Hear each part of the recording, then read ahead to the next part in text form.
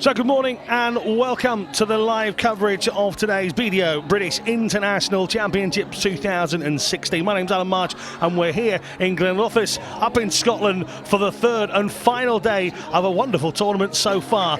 So many draws, so many comebacks so far this weekend. What sort of action will we get today? Two men's events and one ladies to finish us off here. England versus Wales will get us started. Scotland versus England for the ladies in between. England versus Scotland, the men's event kicking off later on this afternoon. The atmosphere up here in Scotland will be electric for that one, but we're going to cross live to the stage. The two teams have had their national anthems. Coming up, it's England against Wales. So again, full to the brim. The Recreation and Social Club here in Glenrothes.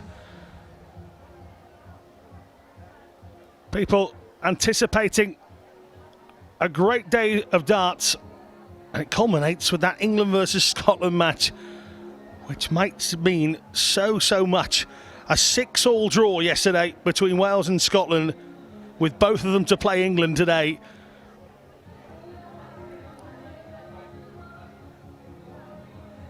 Scotland was 6-3 up yesterday. There's the trophies on offer for the women and for the men. Okay, so we're getting ready for the action. There's Jordan, our referee for the first game, and we'll have Martin Adams and Chris Harris up first, but I'm glad to say that I've been joined by the wonderful Dieter Hedman, who's alongside me. Going to watch the men's English team, and of course a big game for you guys later on as well. Oh yes, of course. We've got to win that at all costs. Yesterday, at least we didn't lose yesterday. We end up with a draw, which wasn't bad.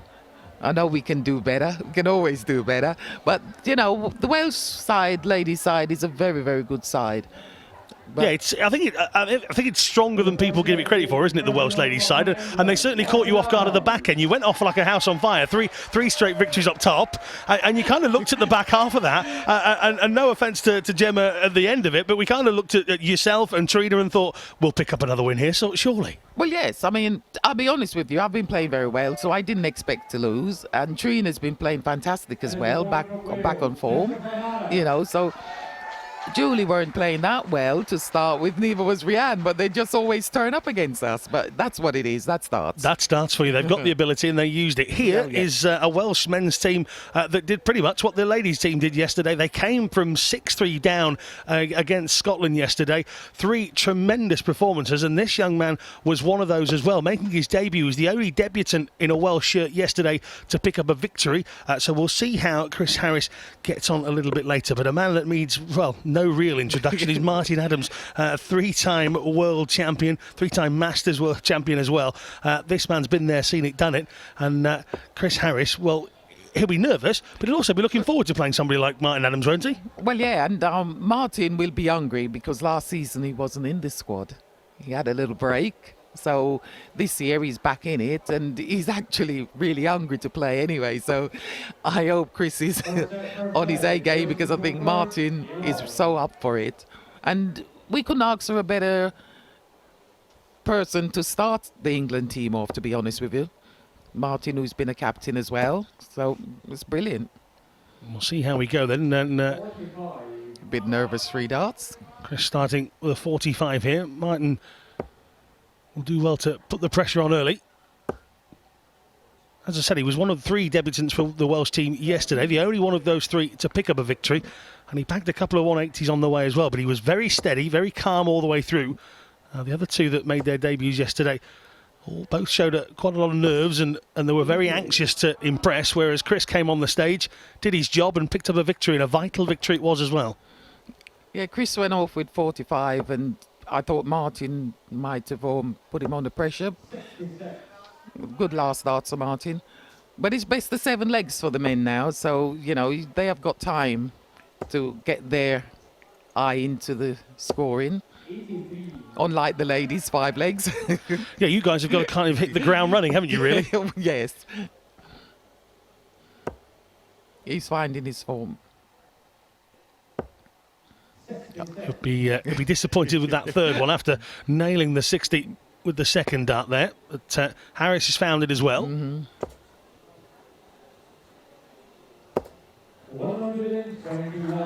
That's good stuff. If there were any nerves for Chris Harris, that might just settle them down Martin nicely. needs a big. Sorry, no, Martin needs a big one here to keep the pressure on, because that's what darts is. You got to keep the pressure on, because sometimes when you have such a big lead, you know, you can go out. But if the pressure is on, it just puts a bit more nerves into it.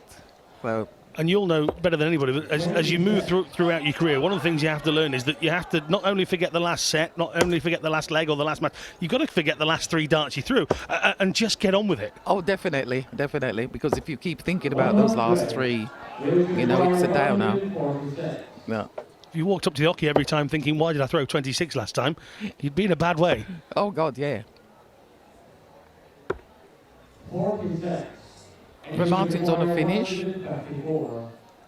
We've seen a couple of good checkouts. A 150 from one of the Welsh youth players, Jordan Thomas, yesterday. His granddad was in the building when that happened. He just about took the ceiling off. I think that was on Friday night, actually. A 150 checkout. We weren't expecting that, but we got it.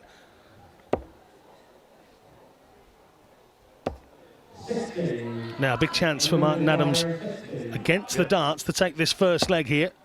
He normally likes double tops, Martin. Yes. He certainly didn't mess about there, did he? First chance he had, takes this first leg. And Martin Adams leading this England team off in the first set of 12. I think Martin will settle down now, because being up first after being away last season, then I think now he will get his teeth in after getting that first leg against the darts. I think it'd be fair to say that Martin was extremely disappointed with his early exit from the World Championships this year. I'm not going to talk about that. But he's old and wise enough to know that he can have another go. And he'll try once more. You know, we play county, we play all these game of darts, but when we play for England or even the county, no one likes to be first. I know somebody has to. So I wouldn't imagine Martin is enjoying being up first, but he'll take it as he goes. You can see he's trying too hard. He's definitely trying a bit harder than he would normally. Rather than going first, there's always that pressure of going last as well, isn't there? Are you kind of, I'd rather go in the middle somewhere? Is that where you're happiest? Do you know, for me, I don't really care. All I ever do, I go up there, whether I'm first, middle or last. All I want to do is get a win. And I'll take a win over an average any day, because a win is a win and the points is what counts. Yeah, we saw a couple of those with Danielle Ashton in the youth games yesterday. The finishing wasn't quite there in her game against Gail Maxwell, and you're just happy to get across the line sometimes, aren't you? Yes. And as I say, a win is better than a lose. It's hot on that stage, you know. You're not the first person to sit here and tell us. We've had Anthony Dundas, one of the referees, was saying exactly the same. And I think the shorter format would please you. I bet you're glad you're not up there playing a 6-set match. No.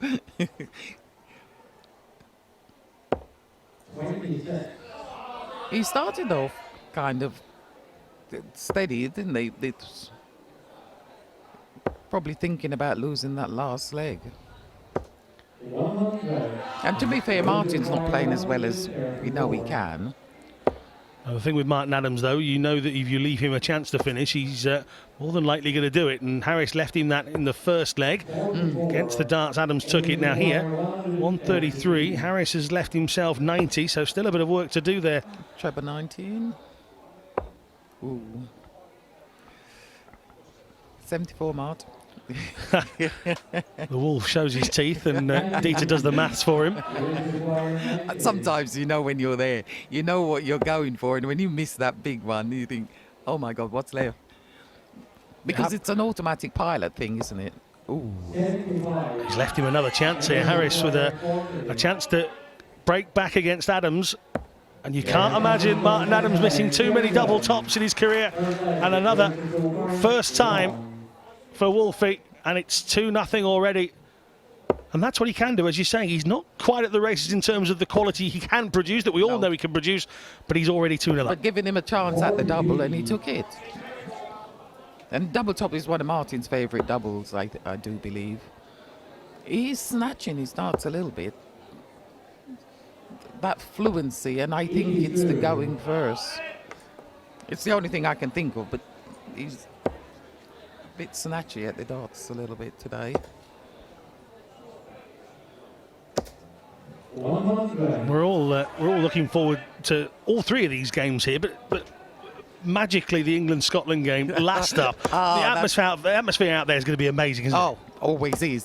I remember last time we were here, the roof came off. It's just, and it was a fantastic game because wasn't expecting Scotland to play so well, and they pushed them all the way, and that's what makes it for such an exciting and interesting game, because you didn't quite sure what's going to happen. Well, I'm sharing the hotel with the Scotland team whilst we've been here this week, and I must admit, listening to them and seeing them this morning, they all seem very confident. There's no nerves amongst any of them. They're all very much up for this, so make sure you join us throughout the whole day here. £4 to the live stream seems a bargain with some of the quality players we've got on show here. It's funny, actually, Martin Adams and Scott Mitchell top and tail this first game today, so quality and abundance at the top of the end, and Harris here bags his first 180.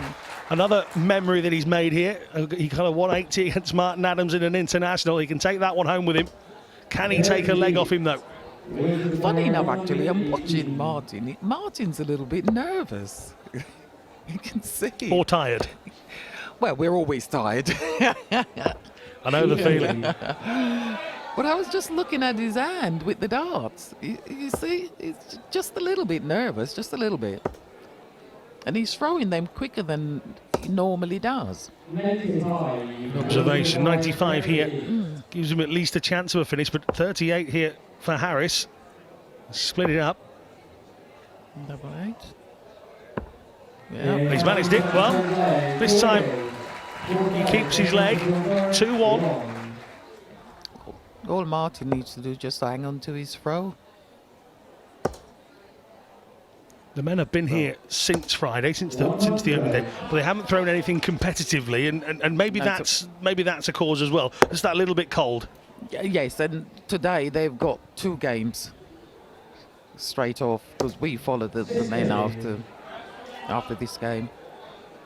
So they need to keep their focus and everything, especially, as I say, Scotland is their last game.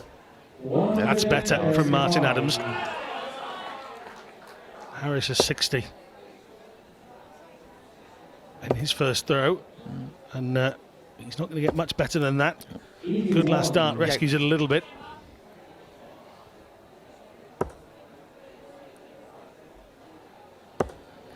Do you see the flight just a little bit? Yeah, just shaking slightly in his hand. There's 2 rather uncharacteristic darts from Martin Adams here. But you know, sometimes you need a bit of nerves. So if you go up there not feeling it, sometimes they'll go, sometimes they don't. But 9 out of 10, you need to be feeling it. I mean, for me, I need a little bit of nerves, not in the hand, but just like in belly. They often say that if you're not nervous, you fell out of love with whatever it is you're doing. So exactly. You must feel nervous, anxious. I don't know many athletes that don't have just that little bit of nerves. A lot of them say they don't, but but it's just that adrenaline, and it does, you know, get at that. Well, I get it in my stomach, so you know. Oh, that was unlucky. He'll be back here, Martin, because Harris is back on 202.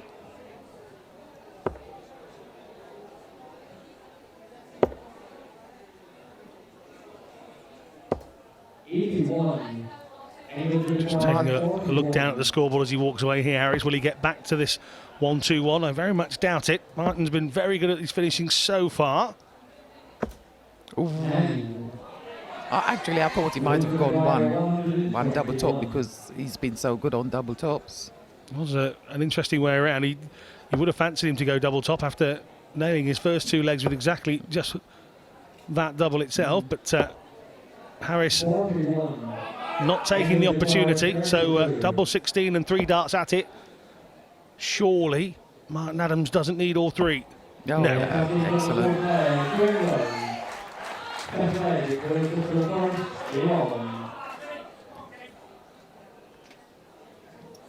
Well, Harris now to avoid defeat has to win 3 straight legs. All sounds very simple, and this is a good way of making a start. It's an excellent way of making a start from Chris Harris, a second 180 in the match. That's the game of darts. You're never quite sure what's going to happen. Oh, that's a good reply. Good start to this 5th leg here. A 180 followed by a 140, and Harris is straight in there. And once you find it, once you find that rhythm, he makes it look so easy, doesn't it? And the second darts just caught the flight and flicked off in the treble 5. And again, Mark. Oh, this is a great leg from both of them so far. Not that I'm biased.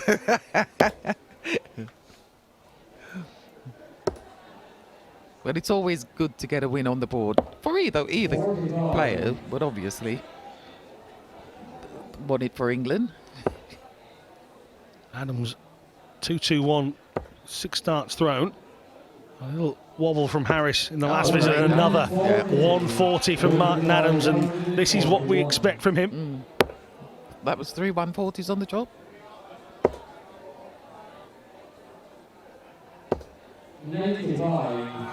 Well, Harris has done all he can there. Got himself within touching distance with that 46. But here, Adams 81. 26. And he's done it. Look at that. 3 140s and an 81 checkout. Well, he might not have been at his best, Dieter, but that's the damage he can do. Yes, and he just showed you, he just went out in 12 darts there. Absolutely fantastic. Superb stuff. Well, that's game 1. Up and gone. Martin Adams has beaten Chris Harris by 4 legs to 1. It's Jamie Hughes against Wayne Warren next.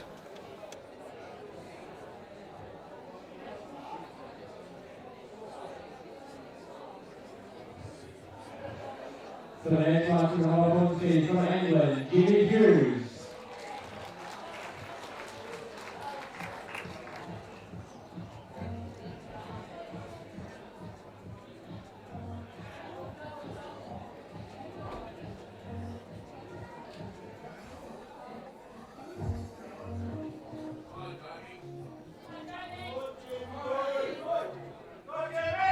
And from Wales, Wayne Warren.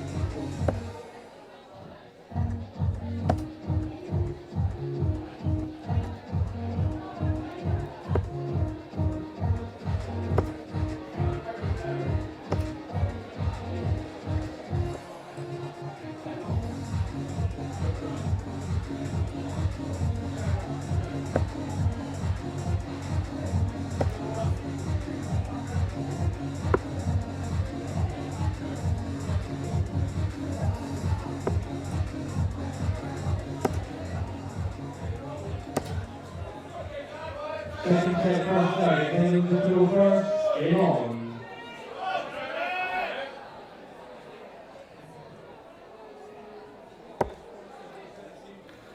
So, Jamie Yozza Hughes next up for England. He's seen Martin Adams pick up a victory here. Now, Wayne Warren looked very strong early in his set yesterday, then had a little wobble and a fight back ensued, but he still managed to pick up the victory. Wayne Warren, like Martin's, been around a long time. Oh, great darts, Jamie. 180 there from Hughes, who we know can hit big scores when he's at the races. Yeah, Wayne is no pushover. This is a really hard game for both of them because Jamie's been playing very well, as you all know, and Wayne, he can just turn it on so quickly at times. But this would be a good sculpt for us if we can take it, which I have the faith in Jamie that he will do it. England require 100. There's some more of that non-biased from Dita Hedman. She's even in here wearing her England shirt as well. So if you are watching and you're from Wales, I'll try and stay down the middle. Dita's doing her best. Hey, I love Wales, same as I love Scotland. 140. Yeah, Wayne Warren hit 16 ton-plus scores yesterday. Won his match 4-3 against Steve Ritchie. Great darts, Jamie took the first leg. 14 darts. Cracking start from Jamie Hughes. 81. Just say Jamie's been playing very, very well over the last few seasons. He came on the scene and he's won quite a few tournaments. You know, so he's no mug. 79. But then again, if you're playing for England, you're no mug, to be honest with If you. you're in any of these three No. international teams, you are doing okay. Said it during commentary yesterday. They don't just give these shirts out. You have to earn them. Oh, definitely. I mean, the men is so hard.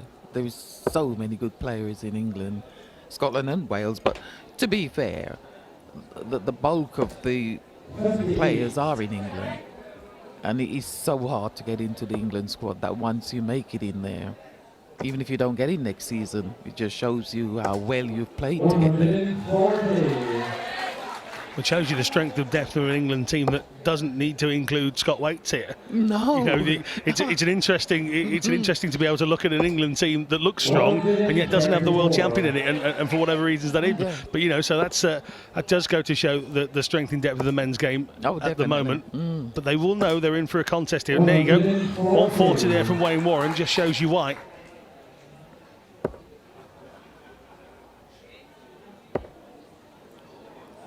Loose starts, Jay. 40. It happens. England require 80. Yeah, made the first leg look rather easy. He's struggled through this second one. Warren has got time here with Hughes back on 210. Those two missed doubles shouldn't come back to bite him too much. He'll have another chance at the double five. But Jamie could put a bit of pressure on. 100. England require 10. Hughes has left himself 110, and Warren puts his hands on his head because he knows that that second dart was nowhere near the intended target. Now then, single 18. 10 double tops. Well, he's gone 10 double tops instead. Oh, that was very nearly costly for Wayne Warren.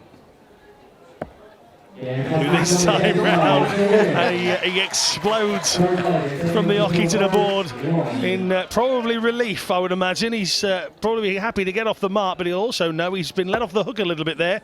He gave Jamie Hughes a chance, and Hughes, with that first dart at the treble 20, nailed it, single 10, and then clipped the bottom of the wire on the double 20. So Warren, lucky. Yes, in this game of darts, actually, you need an element of luck. And you need some 180s as well, and Wayne Warren's just picked up Wales's third of this contest. But you could score so well, but it's hitting that double at the end of it. And as you see, he wobbled a bit on the end of the first one. But, you know, that's just being the first, like getting yourself into the game. Well, Jamie's another one that will admit himself that he's one of those players who can score really heavily, but if he's having a bad day at the doubles, he's having a bad day at the doubles. It's look at everybody else when he's having a good day at the doubles. I think the problem is when you're playing against Jamie Hughes. It's like most people do play this game. Some days you go up there and you hit the double clean. You could just throw them and they go in, and then another time you just clip wires, and it's no point trying to analyse it. Otherwise, you just do your head in. But Yeah, again, in a couple of the games, certainly in the youth section yesterday, we saw people going for, I think it was double 2 and double 3, seemed to be the problematic ones, and it just went on and on, and it was as if they were afraid to get the wrong side of the wire, and they just kept missing it altogether. So, yep, you're right. One day it's absolutely easy, the next day you just struggle. Another 140 from Warren, which will put a bit of pressure onto Hughes here.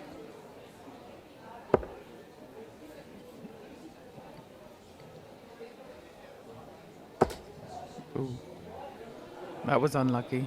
Two just right on the wires. 28. Wins required 95 then, to prevent Jamie Hughes from coming back to the board. 61. Now Jamie's got a Wins chance. required 60.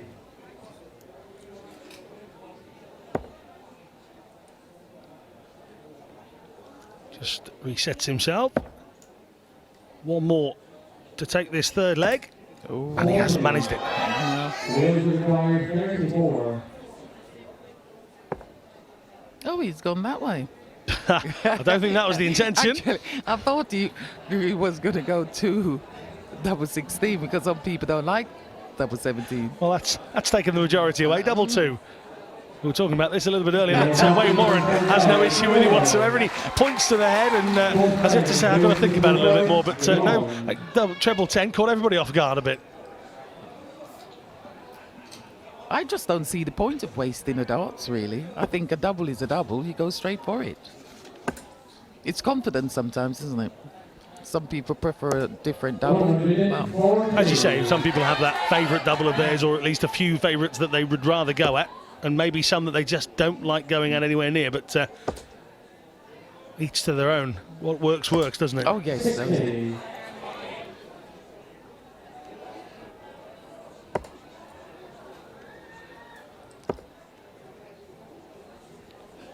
To say Wayne is such a dangerous player. He can sometimes he just all of a sudden just bang, and you think, where did that come from? The Jamie needs to stay with him. Just the wrong side of the wire for Jamie Hughes. 3 trebles. The 30-year-old against the, we call him more experienced 53-year-old, shall we? Wayne Warren. Ooh, Jamie's a bit behind with this one. Oh, these are Come helping. on. 130. Wins required 130. Good stuff from Hughes. Decided to go for 19s. Got some reward from that. But Warren here, Still got another 3 darts. absolutely. Semi-finalist at this year's World Champs, Jamie Hughes.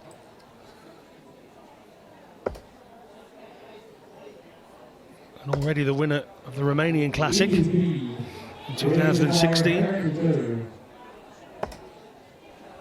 Let's hope. It's just a little off. Elastic band. He's there though. And it's 3-1 to Warren now. Jamie now needs to hold this and break. Warren give himself a chance at it. 100.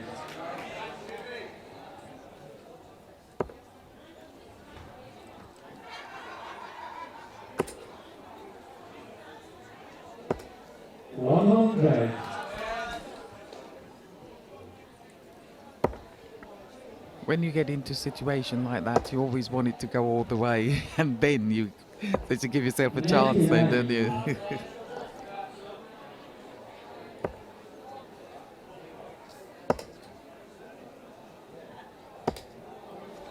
Slight advantage to Hughes then.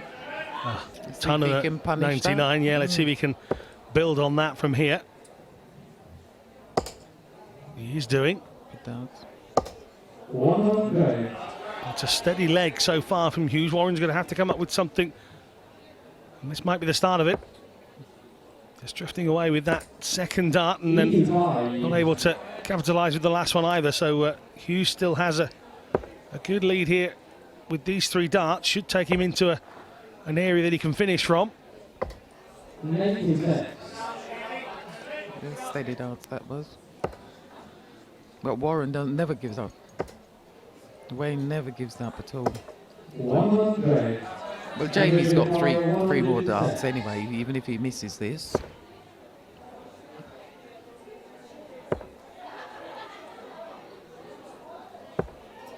Oh, Jamie. 47. It's been a steady leg here for Jamie Hughes. 199, 196. He's left himself 59 after those 15 darts. So be fairly happy with that as a leg so far. 59, knowing that he's got 3 darts at it. Warren does well there. Left himself 48. Double tops. He's got another one to make it 3-2. Oh, and he hasn't used it. Wales require 48. Well, 48 here, wins the set for Wales. And Hughes, who took the first leg, oh, he's got another chance. well, he was a fraction away from being beaten there. Double tops, 3 darts to stay in the contest. The first time round. After missing 2, it's always that way, isn't it? The first time round, your next visit, you've recomposed yourself and you've set yourself up. And then it goes. 3-2 now. Warren to throw first. 60. Let's see what Jamie, if Jamie can punish that.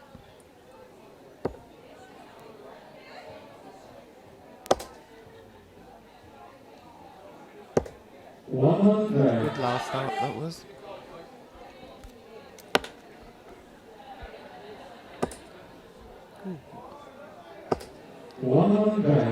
Jamie Hughes' first 3 matched by Warren's second set and second visit, but Hughes against the darts here on more treble, which is exactly what he gets, will help his cause. Has to win the next 2 legs here, including this one against the darts, but if he can take this, Hughes, he'll know that he goes first in the deciding leg, so already that little bit of tension, those thoughts will be going through the players' heads. Certainly Warren will not want to lose this. 60. That's just a drop off in what we've seen from Hughes in the last leg and a half.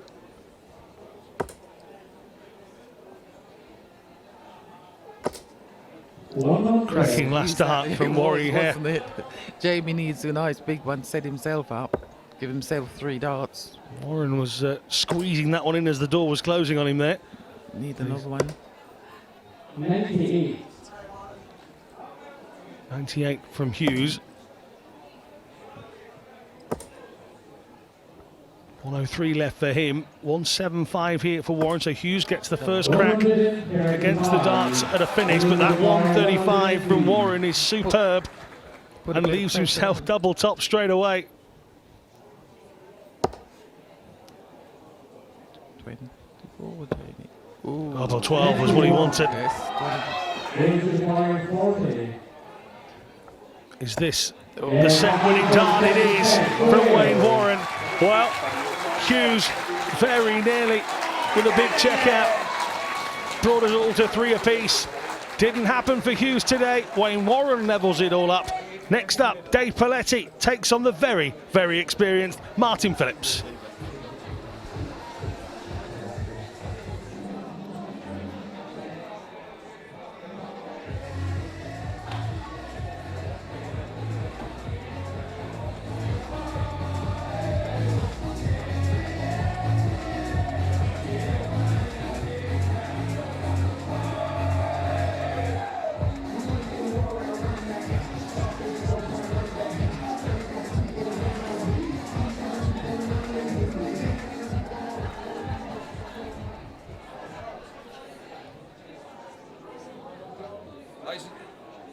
Ladies and gentlemen, third set. Please welcome on stage from England, Dave Paletti.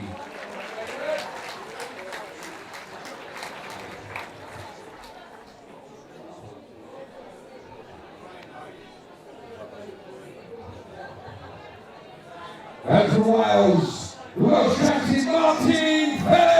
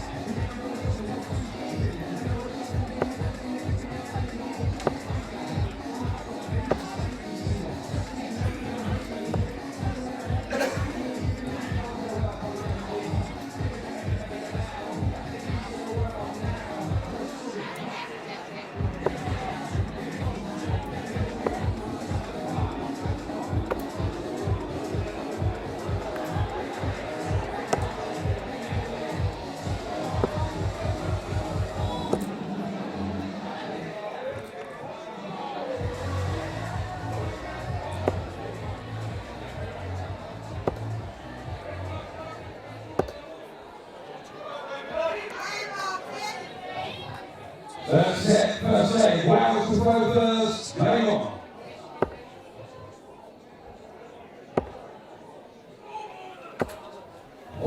Now, a debut for Mr. Paletti here, Dave Paletti.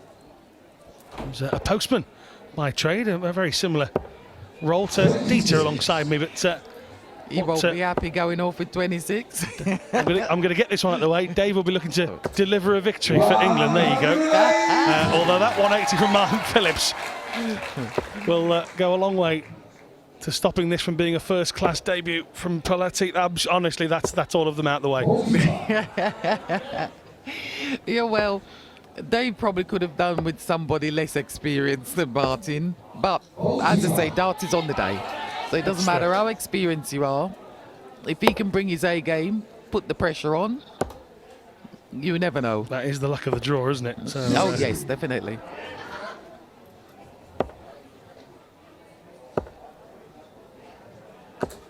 And Martin not messing about. He wasn't yesterday either. Won his match 4-1 against Scott Robertson, leading the team by example. I mean, Martin just throws so smooth. It's just effortless. Again, we were chatting in commentary yesterday about the fact that it was 137th cap for Wales. That's just phenomenal, isn't it? Definitely. And he's still going, still does the tour. Well, he's only 55. There's loads left. Loads left. Only 55? That's what it says here. I thought he was my age. Hey, I can only go with what it tells me. I'm only kidding. I hope Martin's won't listen to this later or watch it. I'll be in trouble. He'll be 56 at the end of April, Martin Phillips. Still only looks 54. Well, on the fall, he finishes this one rather easily. No danger of him losing against the darts there. Paletti now, it's his turn to go first. Will it be his turn to pick up a leg in this set? One apiece between Wales and England. You have to say on paper Wales should take the lead here in this contest. The experience and the quality of Phillips should, but darts isn't played on paper like any other sport. And Dave does put a lot of pressure on himself. He's, as you can see, he's talking to himself, but he does. When he gets up there to play, or even in competition, he does put a lot of pressure on himself. Because you know how well you can play, and sometimes you expect too much of yourself, instead of just going and just playing the game for what it is. Another interesting aspect of darts, isn't it? You can read some people by their face. Others have got that poker face, as they call it. You just cannot read what they're doing. But Paletti is one of those, as you say, D2, who likes to chunter away to himself and will show disappointment on his face if he's got it. See, he's walked back and he's just face. We were at a competition a few weeks back in Holland, and he made the final. I mean, he lost 3-1 to a young lad from Latvia, Madas Razma. And he played well. I said to him, I said, you played well to be there. I said, you think over 200 men, and it's two of you standing, so you shouldn't be hard on yourself. It's a feat in itself to get through a field of 200. And that was only a couple of weeks ago. 120. Quarter-finalist in the Scottish Open in February of this year as well. And the semi-finalist at the England Masters late last year as well. So that's why he's in this England team. He's starting to push on the door of quarters and semi-finals and indeed finals right around the world.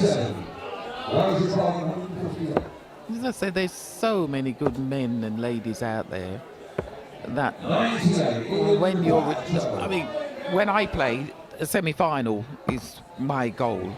Oh, that was unlucky.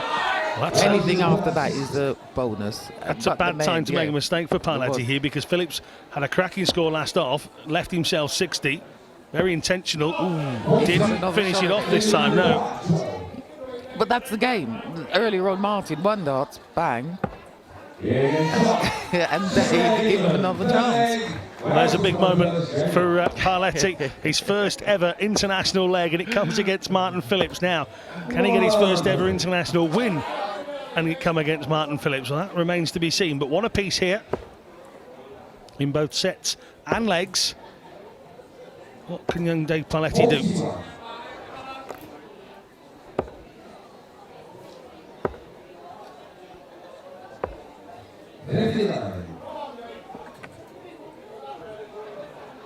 I think he'll just take the experience from this, you know, and go away, bring himself back.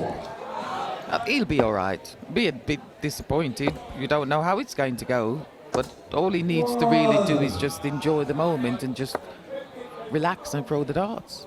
We were talking, myself and Anthony Dundas, about this yesterday, but obviously you can kind of, I suppose, enlighten us a little bit more. There is a big difference between playing in your local, playing in a competition on the floor, then walking onto a stage with lights and cameras and a big crowd. There's a big step between all three of those, isn't there? Oh, definitely. Because when you're playing in the normal league, most people go out and play in the little pub games and each week. It's fun. It's just getting out, leaving the kids, the husband at home or the wife at home. It's just letting your hair down. And then when you get to Super League, you know it's a bit more serious because you want to play county. And then when you get to the county and you're on stage, you're on your own. Whereas when you're on the floor, you can have a chat with your mate next to you. And then obviously England, that's another step up. Phillips here for 60. He's left himself that double 10 again. Missed it last time round. He's missed it again here, and there's a big chance for Dave Paletti to go 2-1 up here against the darts. 76 required. 56 now. No, he's gone the other way. Ooh. Oh, well, agonisingly close for Paletti. Will Phillips get any joy out of this double 10 this time round? He's not enjoying it. No. And he hasn't either. No, Dave's got another shot. Those two was very close, weren't they? And then you have to adjust yourself. Sometimes it does take you away from your normal line. Paletti there just having a drink and sorting his own head out. He says, come on. He's not going to get too many chances to beat Martin Phillips in this game, and he's wasted one of them there. But Phillips struggling with that double 10. Now double 5. Oh. And he's missed it again. Well, he looked so calm and relaxed in the first leg, Martin Phillips. You worried for Dave Paletti at the start of this. Here, Paletti's been given chance after chance. He's got to take one of them. Double 7 here to go 2-1 up. Oh, and he's missed it as well. Nobody wants that double. Oh, Martin finally took it. Yes, nobody wanted that leg, did they? Well, Martin Phillips eventually takes it. And as you say, you get on the other side, you don't worry about averages. 140 here from Paletti. You don't worry about averages whilst you're up there. But he'll look back on it and think, do you know what, that could have been such a better game. What was that third leg all about? But hey-ho, he's 2-1 up. Take the victory first and worry about everything afterwards. Yes.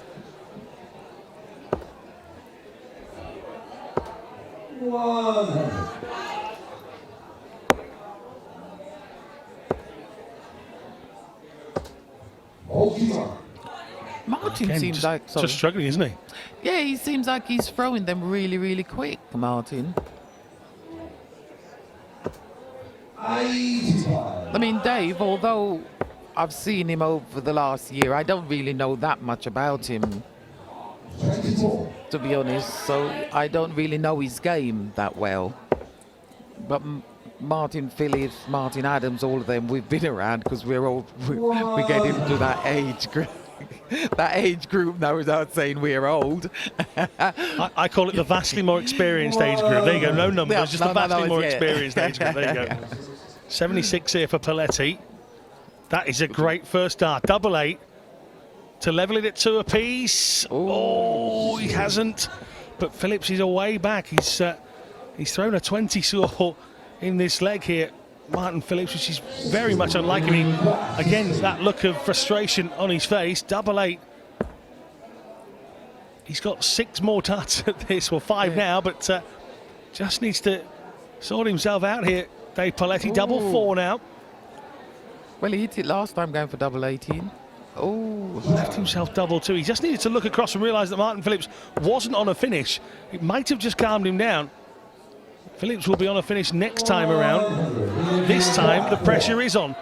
Double 2, or Phillips has 76 to take himself 3-1 up. That's better. A little prey at the hands from Paletti at the end there as well. It is such a relief when you get a couple of legs on the board.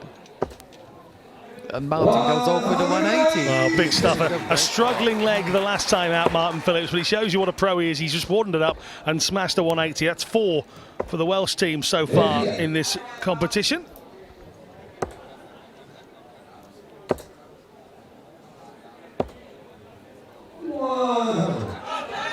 Followed by 100.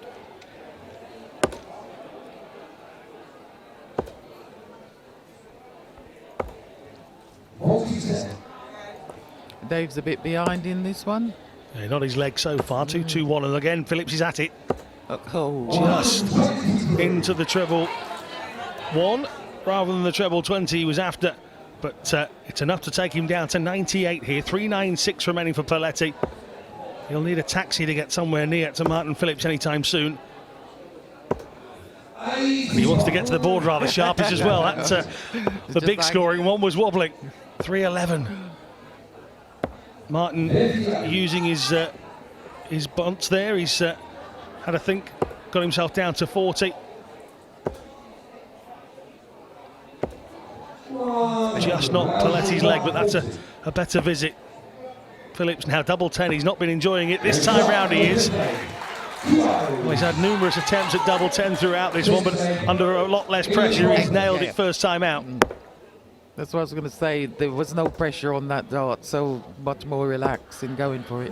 So Now then, he's 3-2 up.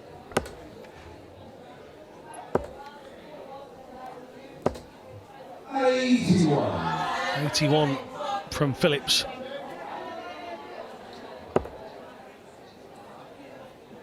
Phillips has 2 chances here, one against the darts and one with them. If he can beat Paletti here, it's all over.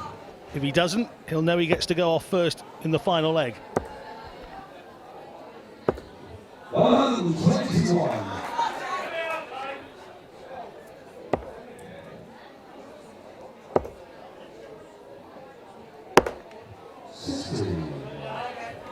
A 60 there from Paletti.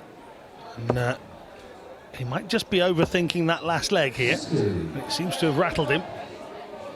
yeah, you need a ton plus at least in this leg to bring him back. Good second dart. Yeah. All depends what Martin hits here.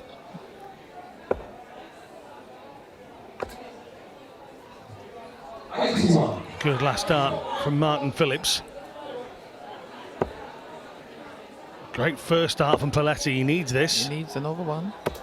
Good There dart. it is. You can see him saying, "Get in there." An outspill of emotion Yeah. from Dave Paletti on the stage here. England Northus. Now 1-3-4.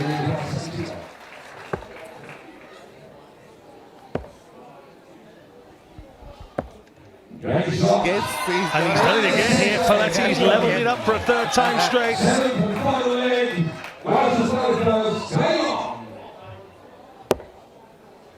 Final leg then. Dave Paletti can be proud of himself that he's taken Martin Phillips all the way here. He needs to score 100 or better. Just stay on his tail, really. Yep.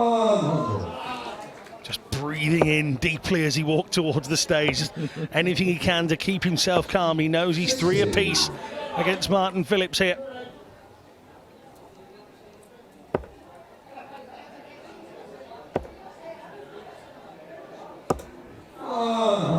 Again, a steady score from Paletti.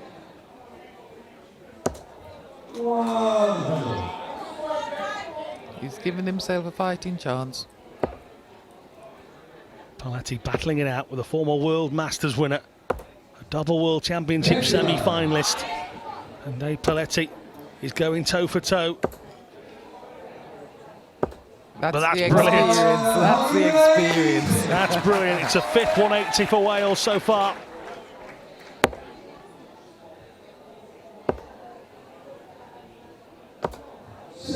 Rouse to the class, 61. Double 18. One more at it. Ooh. Oh, he's missed it. Dave's not on a finish. Not yet. No. He has to put some sort of pressure on. But you have to feel Martin Phillips has the experience here, and Paletti looks away. You have to feel that Phillips has got the experience here to finish this off. Double 18. One dart is all he needed for Martin Phillips. Well, the captain, in his 137th cap for Wales, does the job here this weekend. 2 wins for him, one at 4-1. This time around a little bit harder, 4-3. Dave Paletti can be proud of his debut. He'll be back a little bit later on, I would imagine, as well. But for now, it's Wales who take a lead in this one. It's 2-1 to them. Hughes and Paletti have been beaten by Phillips and Warren. It's Horrell against Williams coming up.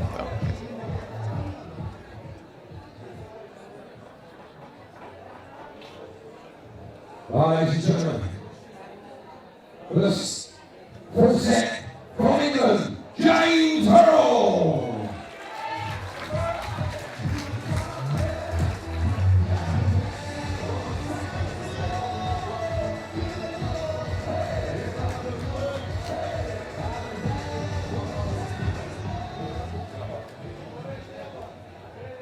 Ladies and gentlemen, for Wales, David Williams.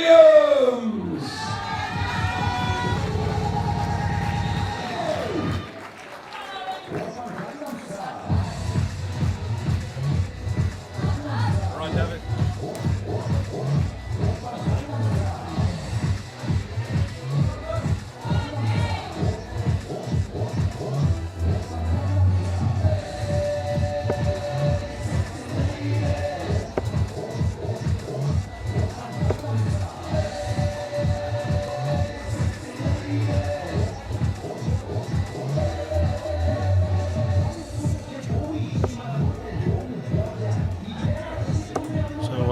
James Hurrell against Dafford Williams, who we saw Williams yesterday playing in his contest. He lost 4-3 against Ross Montgomery, but there's no shame in losing to Ross Montgomery, is there? No, captain of Scotland. Ross is such a steady player. You know, it wouldn't have been any pushover for anybody. And Ross is always so determined. James is up, my mixed pairs partner. Yeah, you know a fair bit about this man. Yes, he came into the squad last year, and he won his game. Played very, very well, and he always keep going. He always keeps trying hard. You put that shirt on any country, and he's just like, you know. He's certainly a player whose stock is on the rise. A winner of the Finnish Classic last year. He made the last 32 of the World Masters last year. He made the last 40 of the World Championships this year. That's not something that's given away. You've got to work hard to make that. Oh, definitely. But to be fair to James, actually, he hasn't shown his potential. He's such a good player, but for some reason, he's lost games to people, which I'm not saying that, you know, he shouldn't have lose, but yeah, it's what the game is sometimes. So great 180, James. Talk about the potential. There's a 180 to demonstrate exactly what Dina Hedman is saying about James Hurrell. And I know I said I'm not biased, but I do want him to win. I was going to say, this one's even harder for you. Yeah. Doubles partner. Because I do watch his game wherever we're at. I always go and watch his game. And if I think he's done something wrong, then I just go, I want a word with you. And he goes, what have I done now? He does listen. He's a good lad. There's a game about it's a 180 and then you go 29. It's just such a crazy game. Williams found a maximum yesterday in his game against Montgomery.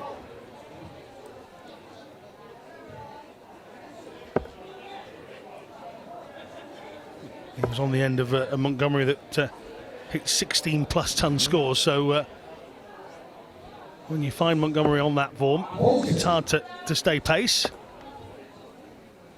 But when Ross puts on his shirt for Scotland, Ross is a totally different human being. He's like he's on another level. He really is. As I said, I've known him for years, and he's such a good player. Such a good player. And of course, they're all good players. Otherwise, you wouldn't be playing for your country.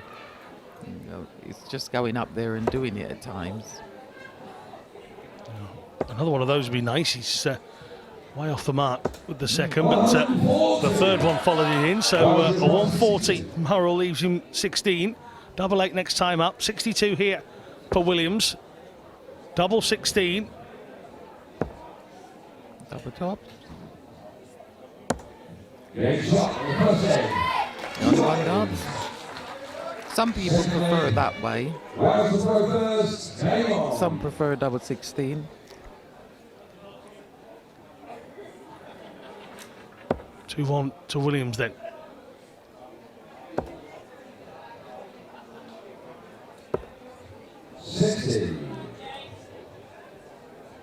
Now Hurrell, a big score here will get him off to a flying start, and that's one dart that won't do it, but these next two could be important for him.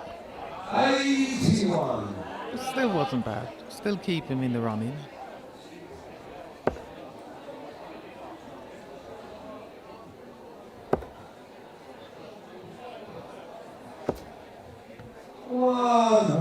Steady ton here for Williams. Let's see if Hurrell can keep up the chase.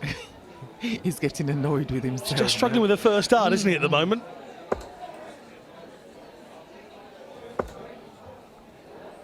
He's finding a treble in one of his three, but it's the first dart that's not doing him any favours in this leg.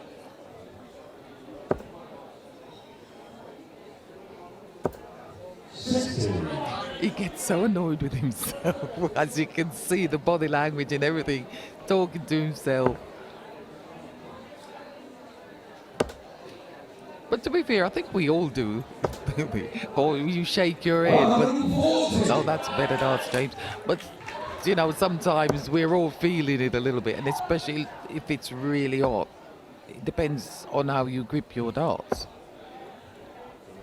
Some of the players wipe their fingers on their shirts. Some have a towel out there with them. Others use the trousers. So you can see them all just trying to keep their grip as good as it can be. And another shake of the head from Hurrell here, and starts to do the maths as well. It's always good to see the brain ticking over, and it's so obvious as well. My brain never ticks over, and then I look at this guy and I go, oh, Diesel, you didn't count then. I do that quite a lot. As you say, the longer you play, the more years you play, kind of just comes natural. You've seen every scenario, you've been to every scenario, you kind of know it. It's only when it's really unorthodox that you can see an experienced player like yourself sort of step back and go, what have I done there? Yeah. 99 from Hurrell. James is open that he'll get a shot. Well, he was deadly with this last time out. He's got one more to go. Ooh. And he hasn't done it this time, so Hurrell has a chance to break back here. And he needs to take it, because I don't think he'll have another shot if he misses this.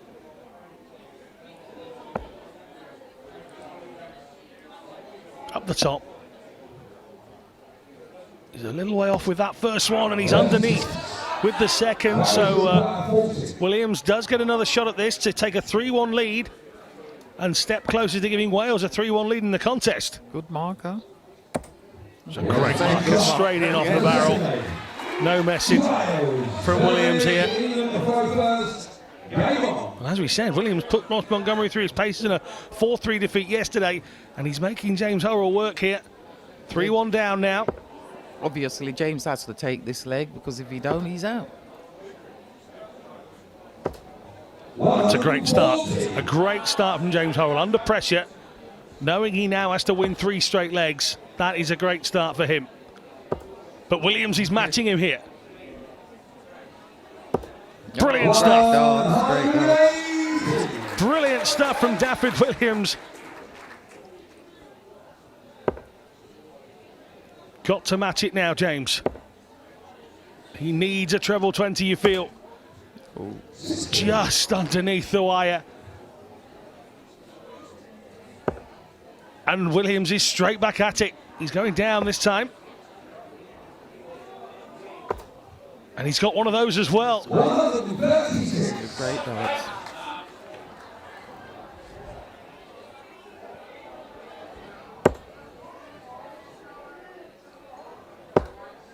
That's better from Hurrell. Needs one more, you feel, and that's a good second dart as well. He'll be annoyed now that that first one went the wrong side of the red.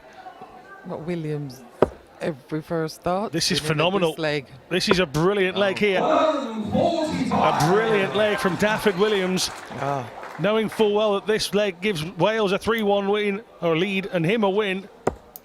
With Hurrell back on 178, Williams has left himself double tops. You feel like this has to go in the treble as well to put any sort of pressure on it. A good dart from Hurrell. He's at least giving himself a chance here. Williams, 3 darts to win this set. He'll need at least 2 of them. Double 10. this could be interesting. Last dart, pressure. What pressure? There you are. Daffyd Williams, Excellent. 4-1 victory against James Hurrell. We're playing Wales to flow first. Game on. 3-1.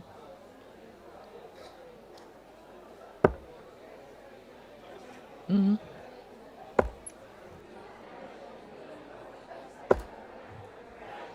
$53.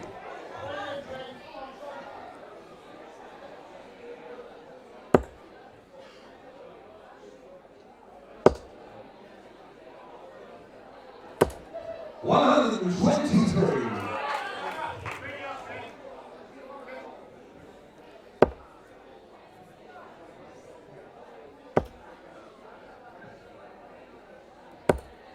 $60.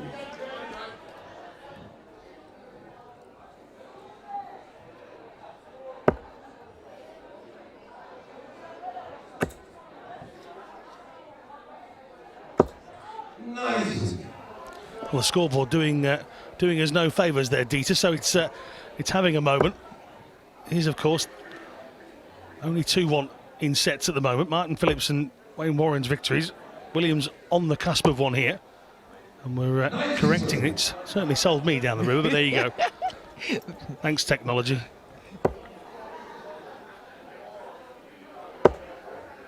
Hurrell got work to do, though. Oh, definitely. That was good score there. 140.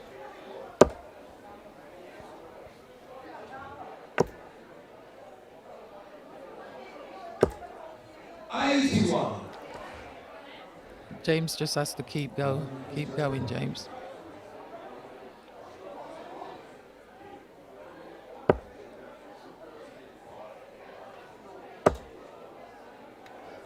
This is better. Game shot. Oh, Excellent. brilliant from Hurrell. Brilliant from Hurrell. Absolutely superb. He's still in it. Game on.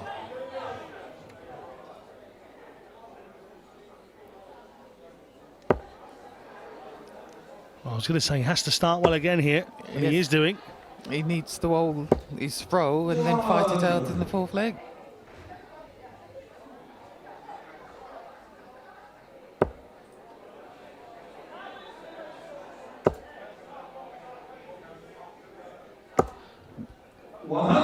$135. Williams not giving up at all.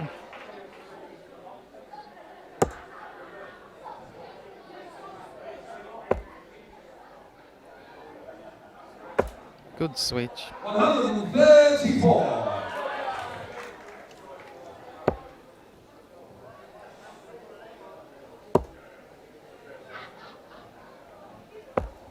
It's always interesting how the momentum can swing. All of a sudden now it's Hurrell that's coming up with the big darts and the good darts. Oh, definitely. Sorry. Commentators curse. So we just turn the mics off and go home. He wasn't happy with that Deary, score. deary. No, he wasn't. I'll get the blame for that, I'm sure. A scratch of the eyebrow from James Hurrell in the background. 99. Because they get so annoyed with himself. I love that you say they as if you don't. You must do sometimes. Don't say they as if it's not you at all. Unlucky from Hurrell. I'll just try and hide it.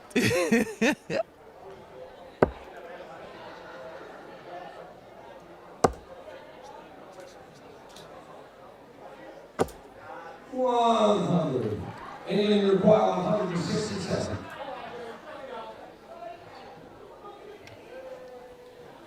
Hurrell. Pressure shots, all of these.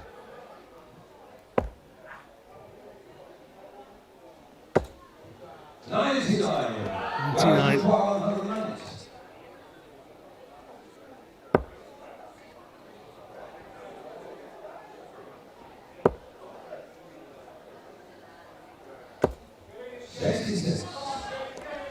England requires 68. So 68 for Hurrell to take this leg.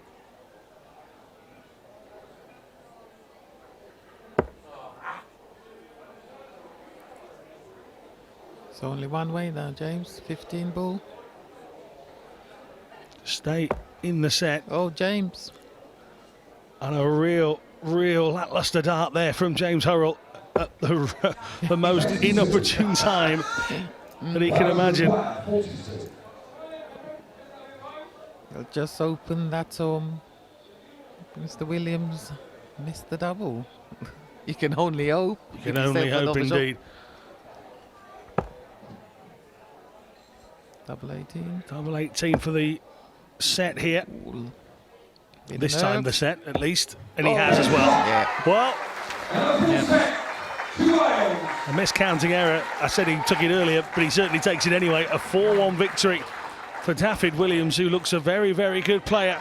You might see a bit more of him on the circuit in the next couple of years, but a victory here against James Hurrell. Your partner has been beaten. I wish you the best of luck in your match a little bit later on. Thank you very much, DJ Edmond, for joining us. Thank you very much Good for luck. having me. That's coming up. Stay tuned. You'll see Dieter and her teammates a little bit later. Next up for us, Dennis Harbour and Richie Edwards.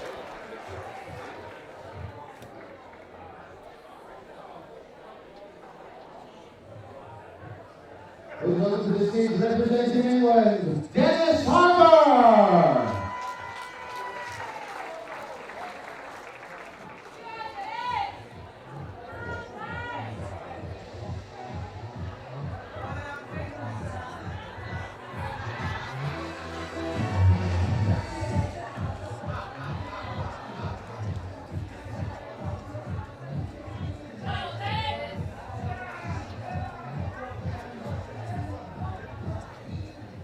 Representing Wales, Richard Edwards!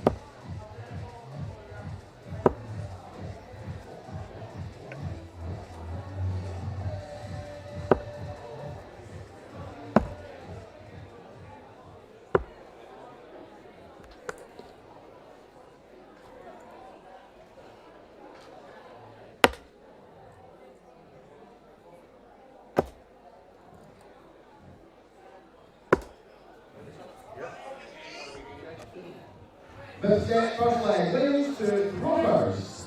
Game on.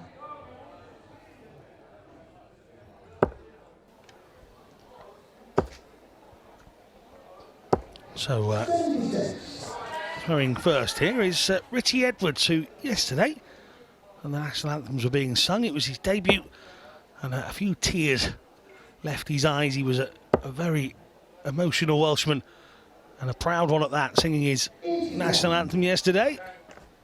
What he wasn't able to do was follow that through with a victory as he stepped up onto the stage second, a 4-2 defeat against Stevie Plank. And, well, what I will say about Edwards was he did score well. But Stevie Plank just kept his nerve, did the job.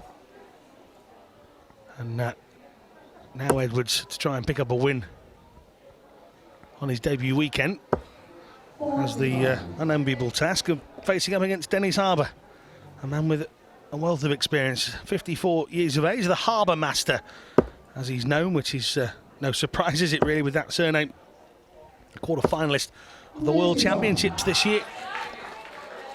And a very well-known face and figure on the circuit. Last couple of years he's picked up the Isle of Man Open in 2015, the Scottish Open last year as well. As well as the England National Championships last year too. So Dennis Harbour, a force to be reckoned with.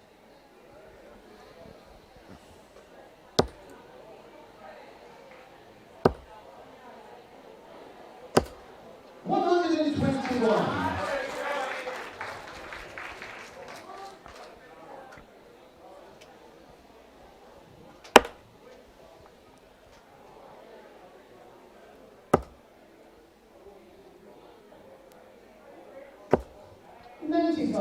95 will put a bit of pressure onto Edwards, who has a 74 checkout opportunity here to move 1-0 up in this fifth set. And he hasn't quite managed it here. Now 1-4-5 is doable. Somebody of Harbour's quality. Treble 20 first off though.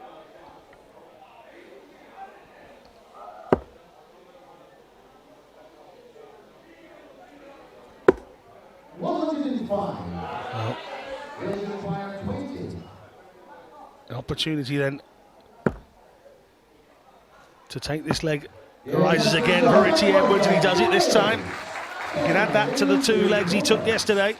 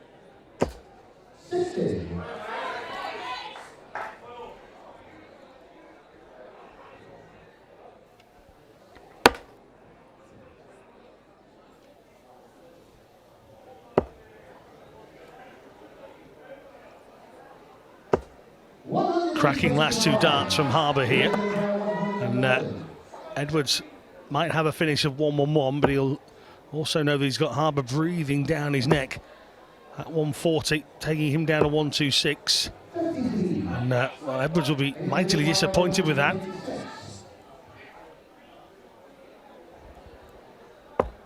19s is where he needs to stay.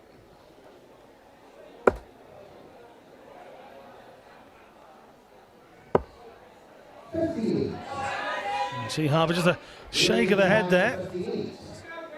Not too happy with himself. And he could be about to find himself 2-0 down here. Double 10 for Edwards to take a second set against the darts, and he's wedged it in the corner.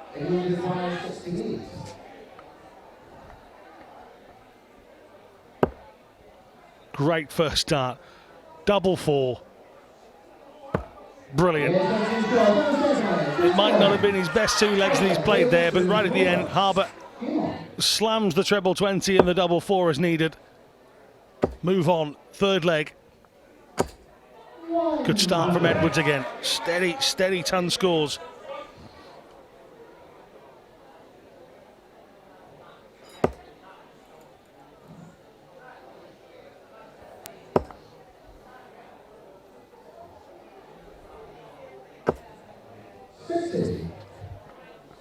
Harbour doesn't quite match him. Edwards a quarter-finalist at the Czech Open last year.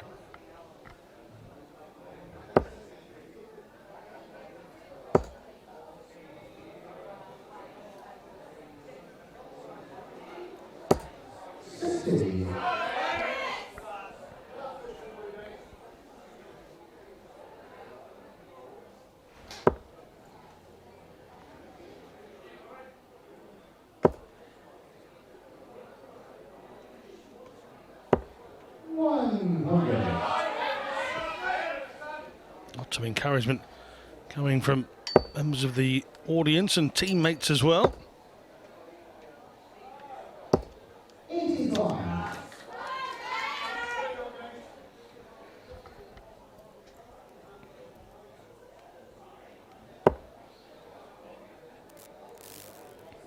England's men's team have held this title since 2009.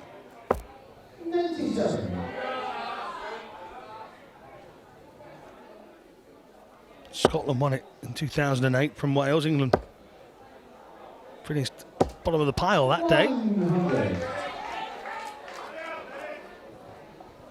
At the moment, on the wrong end of a 3-1 scoreline against Wales. Martin Adams, Mr. Reliable, is the only point taker so far, the only set taker in this match to date. Richie Edwards holding his own against Dennis Harbour at the moment.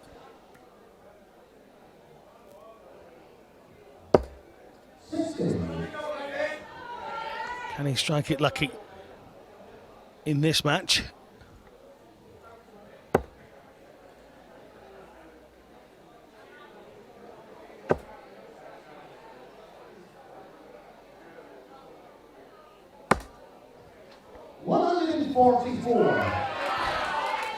.144 from Harbour.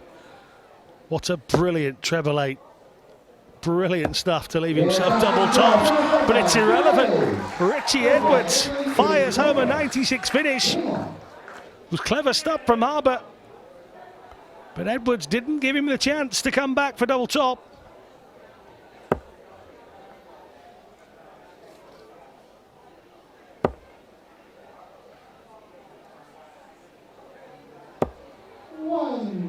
Steady start to this leg from Harbour.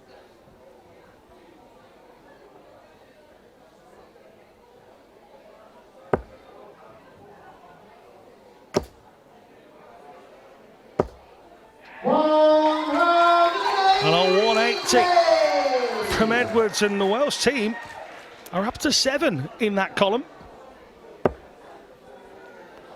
Maybe their visit to the stage yesterday, maybe the fact that they've already got a game under their belt has helped them out here.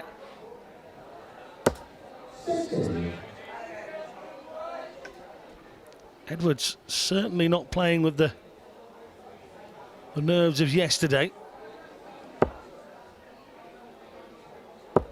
Yesterday at times there were darts where his face looked like his life depended on it, but here, a lot calmer, a lot happier.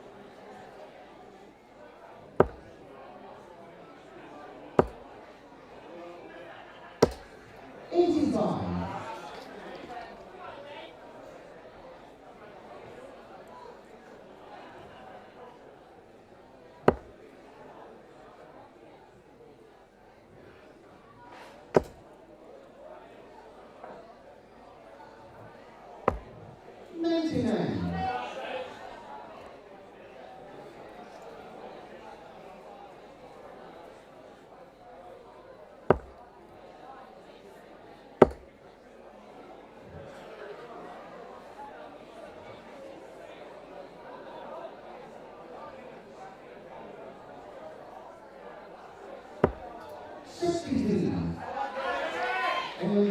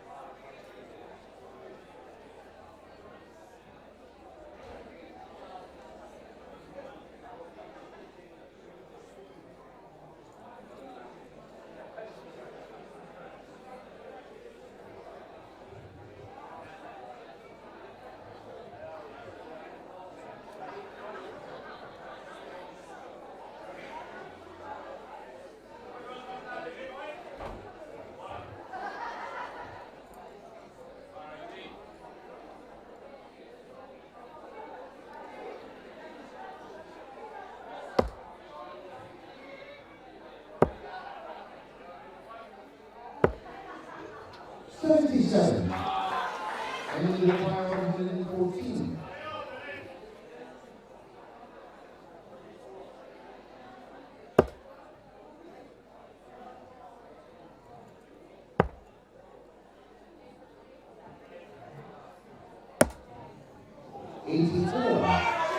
And he's so close from Dennis Harbour. But against the darts here, Edwards has a real chance and he's taking, screaming at the stage.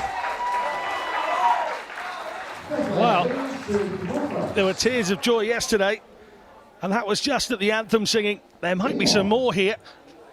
Can he pick off Dennis Harbour to move Wales 4-1 up?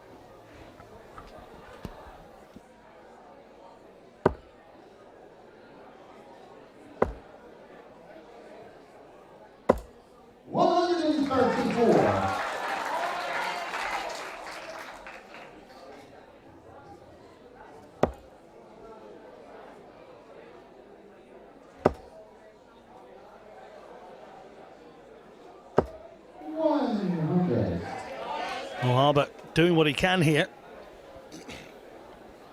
But Edwards looks far more composed than he did yesterday. And it's showing in his darts as well. It's unlucky. Another day, two of those go in the treble.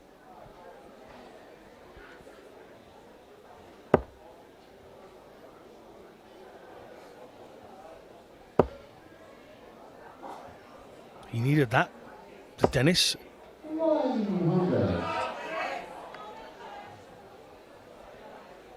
People in the back, you can see their other teammates or spectators looking on. They've got screens right around the venue. Some of them just looking straight at the stage.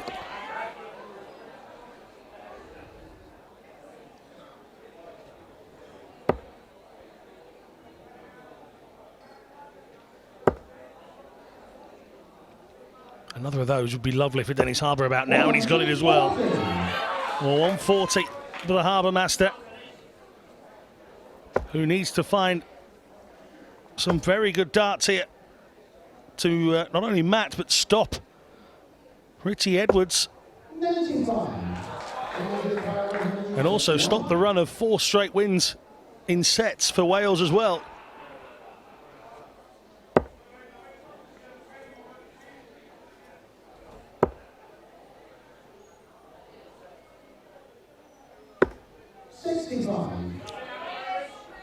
Harbour leaving himself 96 here, 184. He's got a little bit of time here, Dennis Harbour. But Edwards firing in a treble 20. 99 left for Edwards. Will he get a chance? Harbour, 96 to take off here. Brilliant, double 18. No pressure whatsoever, and against the darts, Dennis Harbour checks out on 96 with just the 2 darts needed. And plenty of English support here in this match, inside this venue, and I'm sure at home as well. But Edwards has an opportunity. He's got 2 legs here, one of those of which he will lead off to take the scalp of Dennis Harbour on his debut weekend. Now, how's his calmness? Now, how's his composure? Not bad by the looks of it. Not bad at all. Steady ton to start with.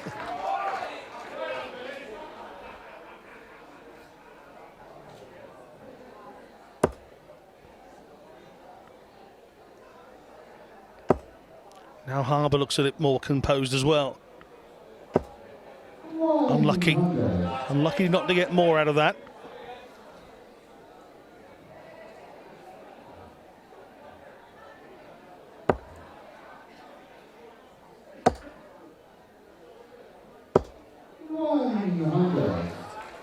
It's good that Edwards looks annoyed at just getting 100.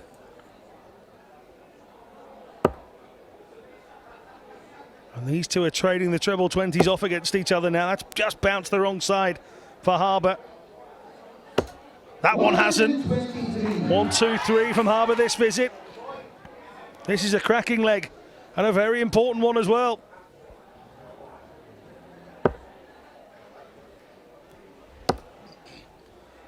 And it's Edwards who's the first to flinch here.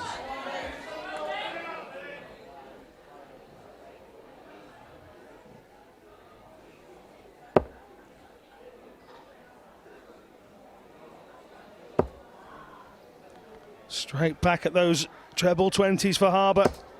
Another steady 100. He's left himself 128 here. He's on a finish. Edwards, he's back on 263.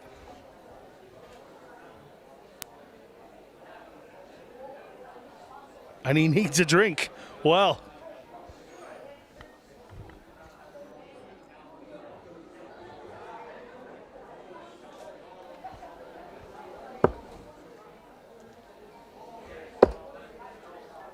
One, 2, 8 left for Dennis Harbour, and Edwards has left himself away back on 204 here. 1, 2, 8 then for Harbour. He's got 6 darts to the finish here.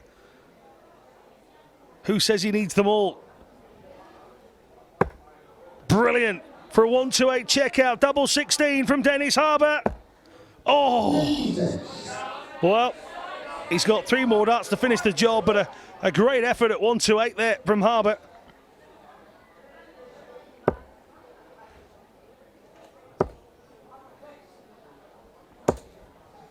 And it's not been Edwards' leg. Now what he needs to do is step away and realise he's going to have to lead off in this next one.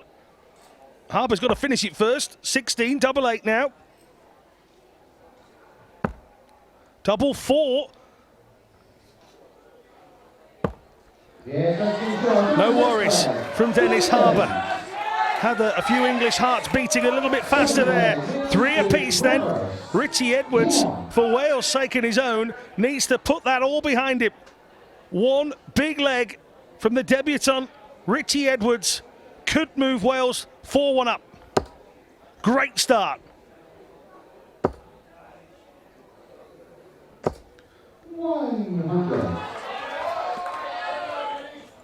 It's a good Good solid start from Edwards. Harbour has to match this. Great first start from him.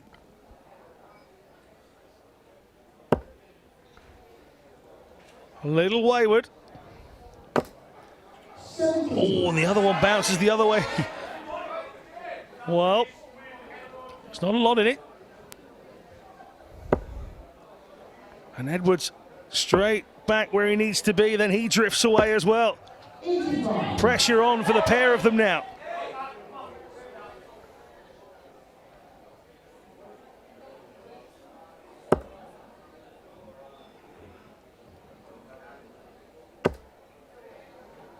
Now this is a pressure dart. 25 scored so far. 45 is a dramatic downturn from what we saw in that last leg from Harbour. And a real chance. Edwards some 62 ahead before he stepped up here.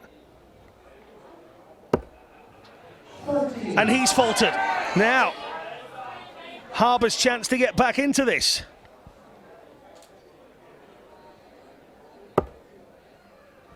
Not happy. It's right in the middle. It blocks everything. Moving to the side, Harbour has only found the one now. Another huge dart this. And it's the wrong side, and Harbour can't believe it. And Edwards has had a bit of a let-off there.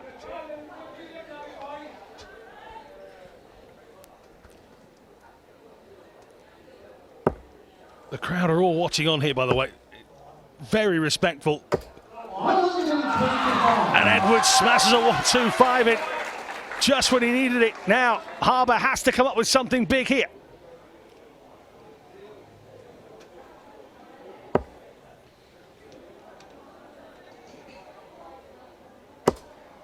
Brilliant.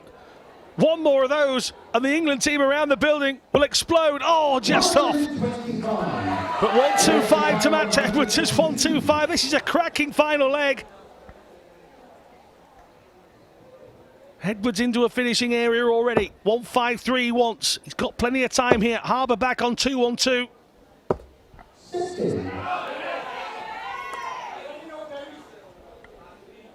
$93 still there for Edwards.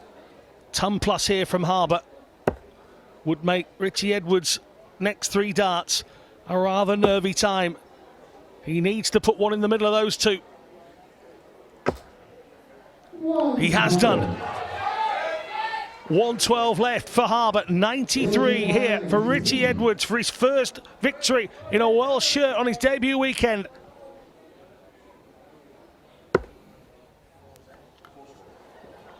Went 25, 4 scored. 89 still here, and he big deep breath.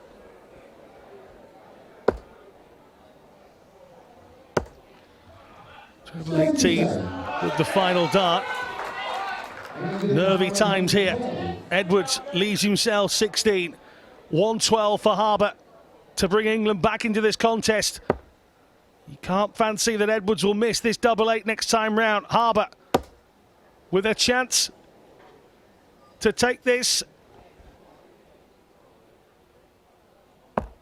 And he's missed it. You can hear the roar.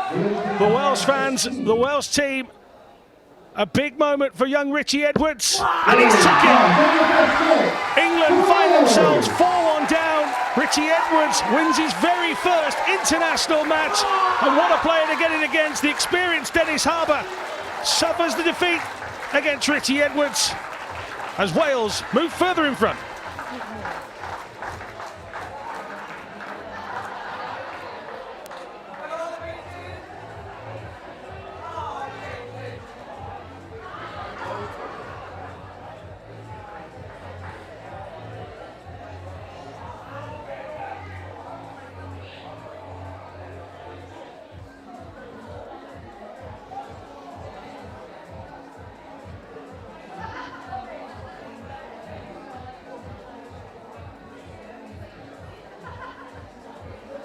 And for the second set, please welcome representing England, Ryan Dawson.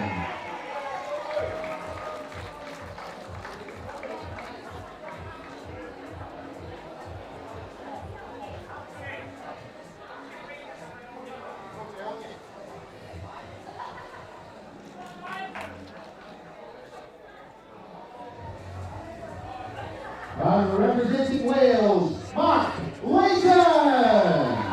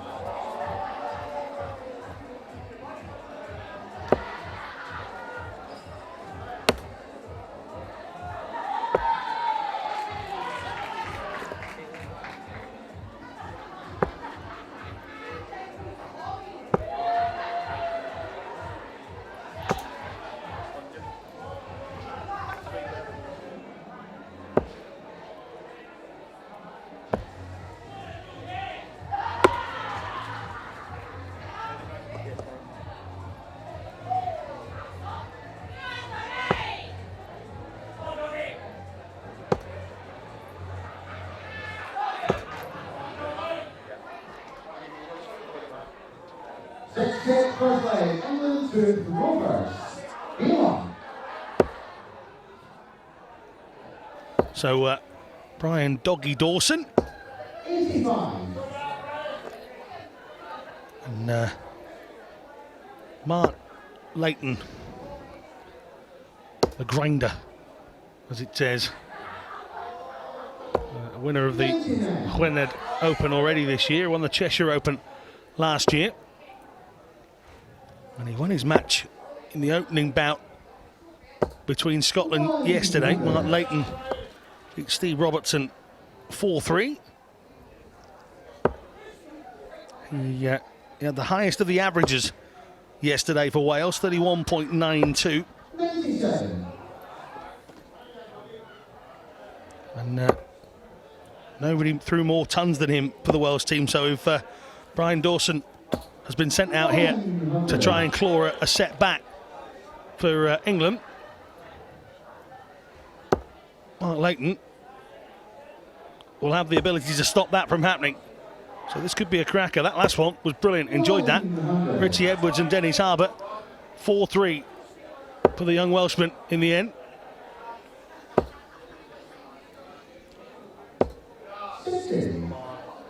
Come on, says Dawson as he walks up to the board.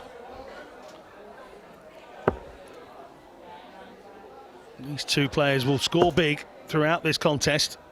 That I have no doubt. So each time one of them scores 60, they actually won't be that happy. But Leighton, with a 60-plus score himself,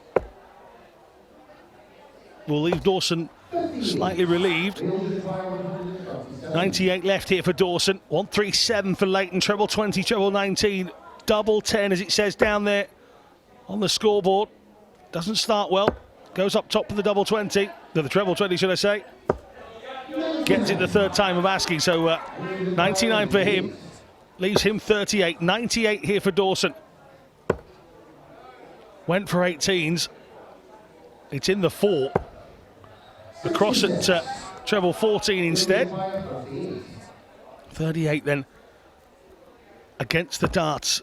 Oh, what a start this is. What a start for Mark Leighton, and Wales are breathing fire here on this Sunday. England have to play twice here. They've got to play Scotland again later.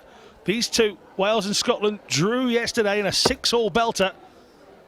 And at the moment, Wales are on course to put their name in the hat as winners, because they are 4-1 up and 1 leg up against the darts here already in this 6th set. This is the halfway set. 100.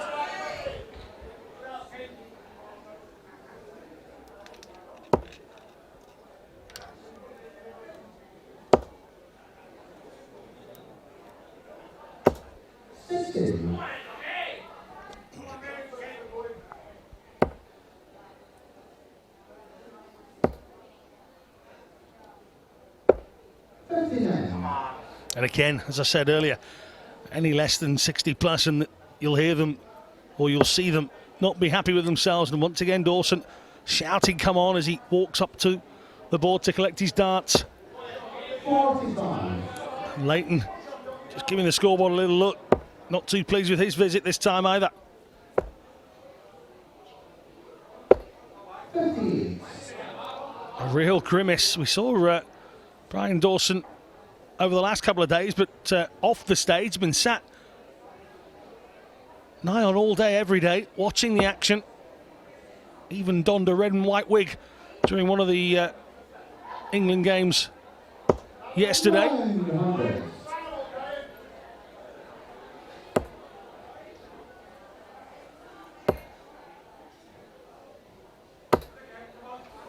And he's playing with a constant look of disgust at the moment. And it'll be it himself. He's self-critical.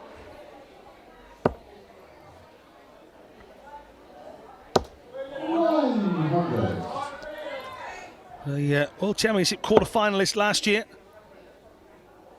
Winner of the BDO Gold Cup last year as well. He is a player to be reckoned with.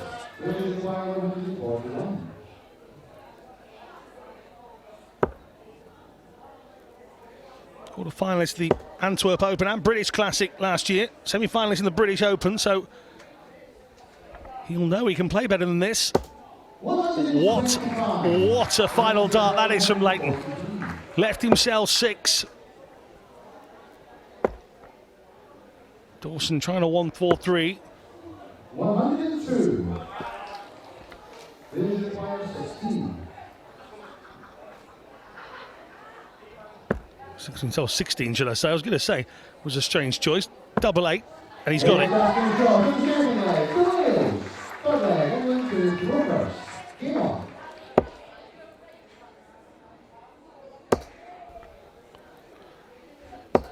Great start from Dawson. A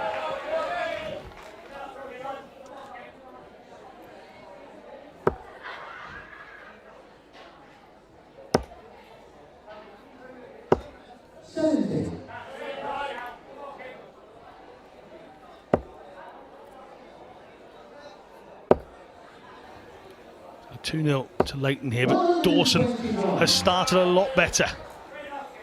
A lot better in this game.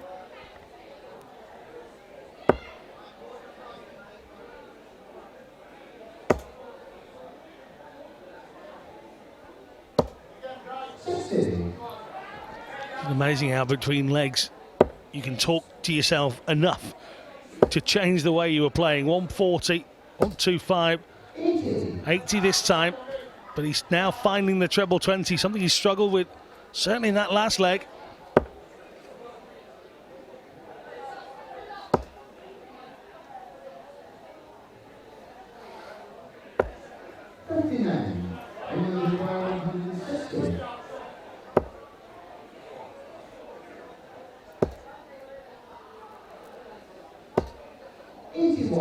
T1 this time from Dawson.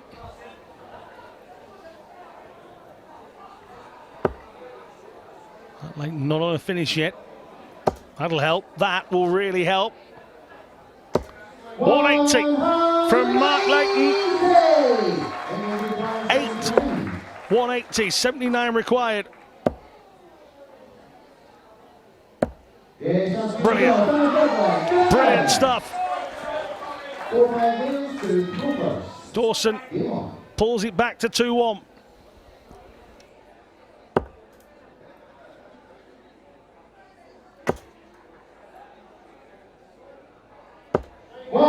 And Leighton might not have got a chance at finishing that last one, but he starts where he left off in the last leg. Back-to-back 180s for Mark Leighton here. 100.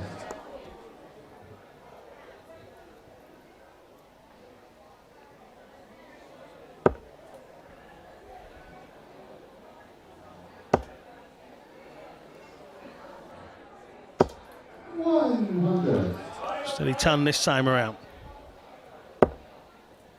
Now Dawson back in the red zone. He'd like one more in there if he can. He couldn't quite squeeze that third one in. Takes a steady 100 instead.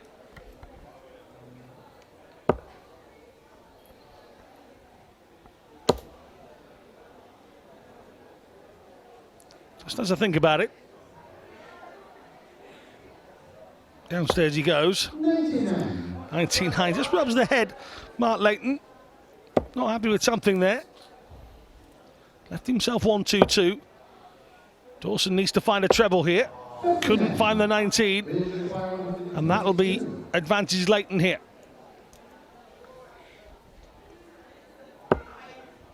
Brilliant first dart.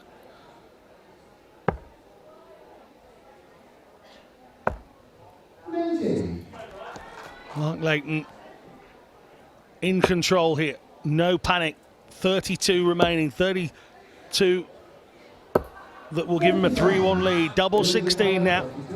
Dawson just struggling. Double 8. And Mark Leighton finds himself 3-1 up here. And Wales on the verge of going 5-1 up.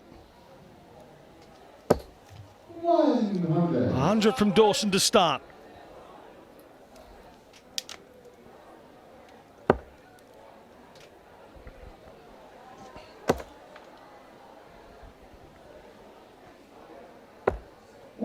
Brilliant from Leighton, and now Doggy Dawson needs to start growling. Needs to find some bite here. Otherwise, this contest is going to start to slip away from England.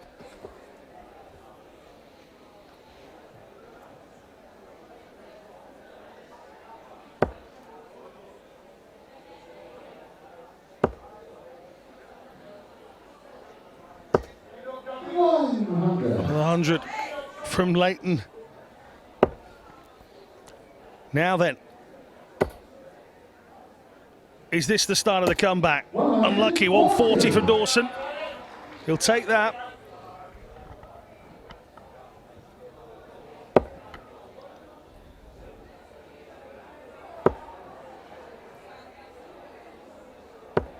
.94 ringing up for Leighton, who's left himself a finish, and against the darts, that 140 was a big score for Dawson. He needed to stay in touch with Leighton. Well, that 60 leaves him 120, 170 here for Leighton then. It's a huge check out. He's one step closer to doing it. Bull for a 170 for Mark Leighton. Oh, this place would have really jumped up and down there. It would have been a 170 to send Wales 5-1 up. That would have been huge.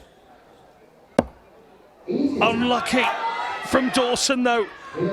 He himself nearly gets a 120 checkout. 31 for Leighton here to put Wales in the driving seat.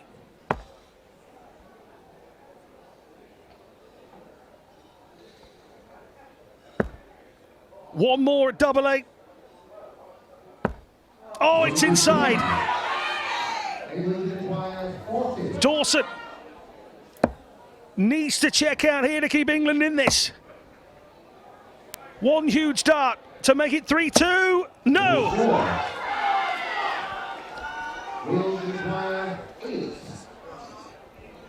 Oh, this is fascinating. Wales on the verge of being 5-1 up here. They're not on the verge anymore. They've fallen right over the cliff of beating England 5-1. And they're running away with it. Brilliant stuff from Mark Leighton. A back-to-back 180 in there somewhere as well. The Welsh team have picked up 9 180s on this journey so far. The story for England is they've only got 2, and the story for them is they now trail 5-1. It's Jim Williams against Sean Carroll next.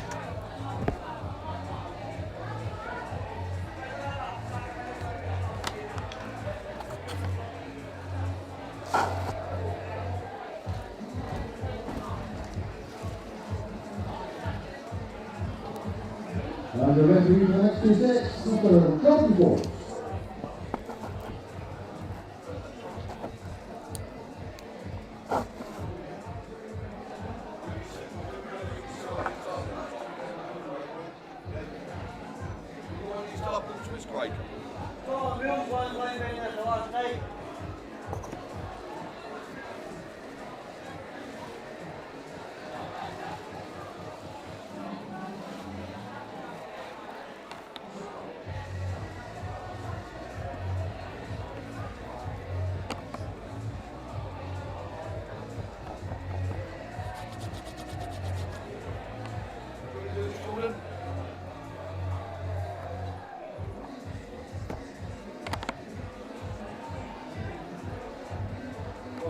a quick break. You know which one of these ones to use.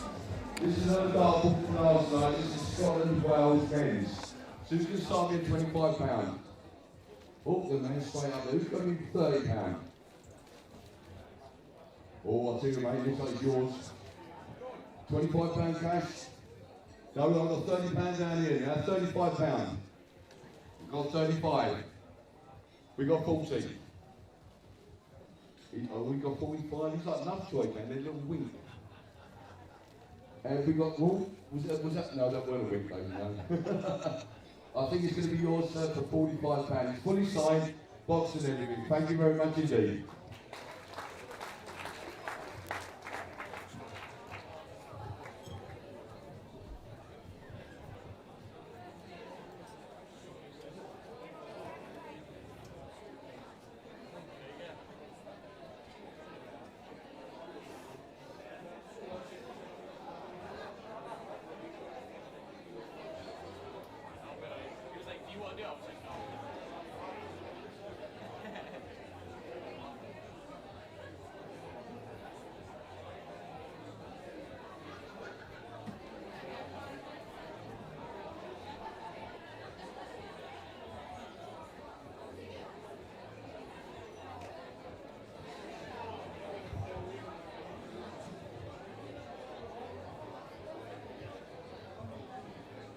For the next match, coming up to the stage from England, Sean Carroll.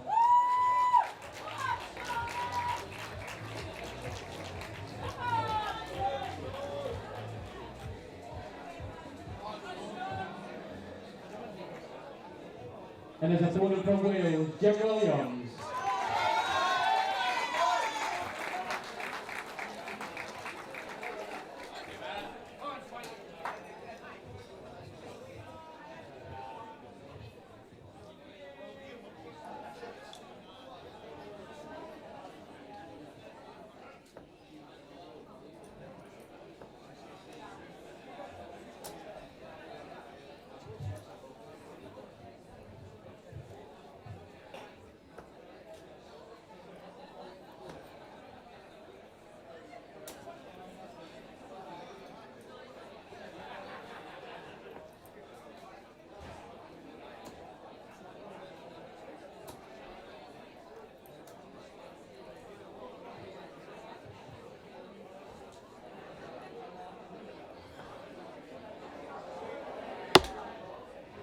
Second set, first leg, Wales to throw first, game on.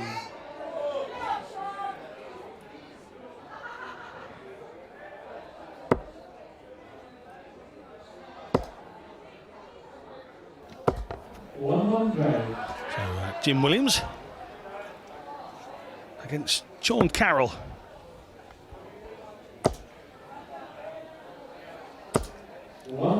Carroll deciding to adopt the all-nation approach when it comes to his flights. Seen plenty of England flights, plenty of Scotland flights, plenty of Welsh flights. 140. Sean Carroll embracing all his Union Jack flights. Will he be embracing a victory in an England shirt? Because from here on in, it's vital that England don't lose again. 140. Which is a mammoth task, and that 140 from Jim Williams doesn't help.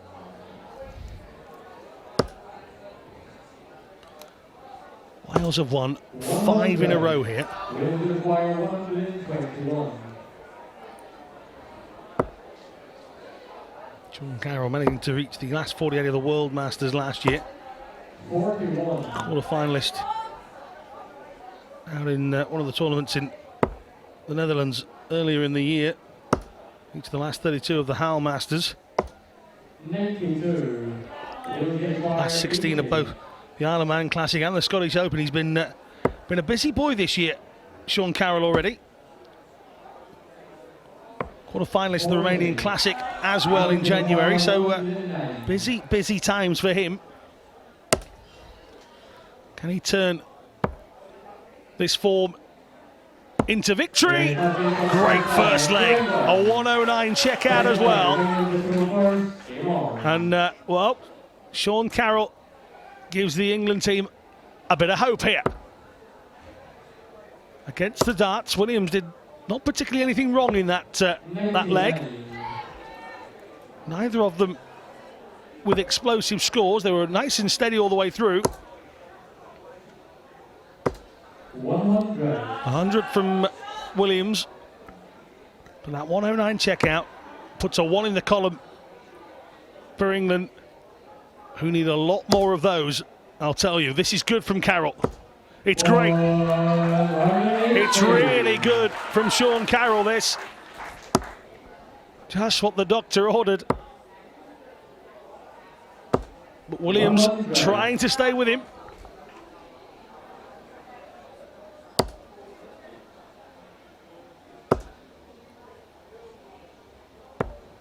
He lost a belter of a clash yesterday against Cameron Menzies, Jim Williams. That was a good contest, lost 4-2.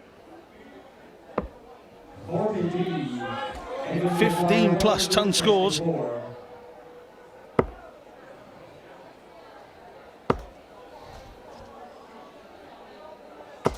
At the moment though, Sean Carroll, he's racing away. 39 required. That's a great last dart though from Williams. The pressure is on here. Carroll to go 2-0 up. Double 16. Oh, well, this is brilliant. It's just what England needed as well.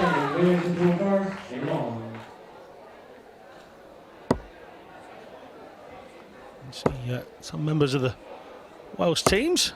Katie Bellaby to your right-hand side, just behind Sean Carroll, but just make out underneath Carroll's right arm, a young man called Jordan Thomas, who hit a 150 checkout in one of the youth games for Wales earlier on in this competition. There's Katie Bellaby.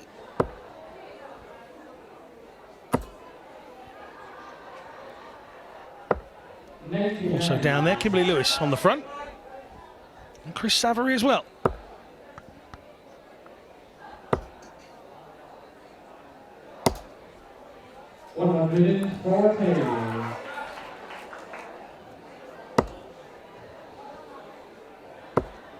Two-0, Sean Carroll. Wonder if Captain Scott Mitchell just had a word in his ear on the way up and said, come on, mate, we really, really need a set back here. 60. Jim Williams will be a good scout for Carroll. Last 16 of the World Championships, quarter-finalist at the World Masters a few years ago. 100. Winner of the World Cup singles last year.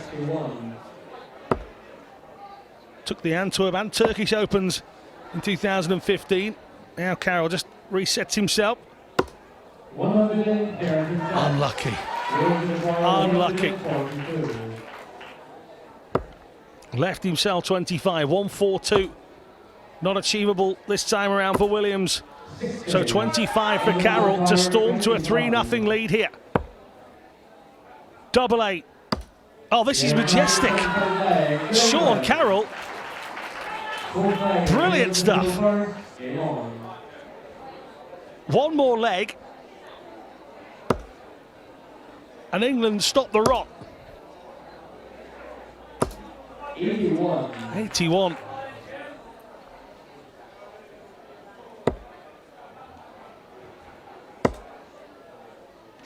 Well, I'll admit to, in the tournaments that I have called, having never met Sean Carroll, but I think I'm not the only one that's being impressed by him. He's stormed to a 3-0 lead here, although a little slip up there gives Williams a chance. If he can hit that treble, two great markers, and he hasn't managed to use them.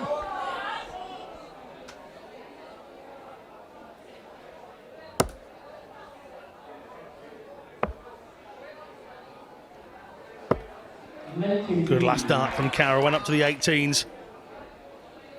Didn't like his 20, didn't like his 19. Very capable of moving around. Very impressed here. But now has to finish the job.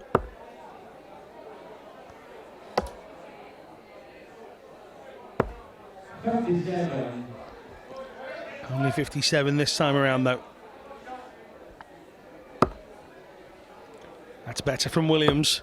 It's much better from Jim Williams. Brilliant from Jim Williams.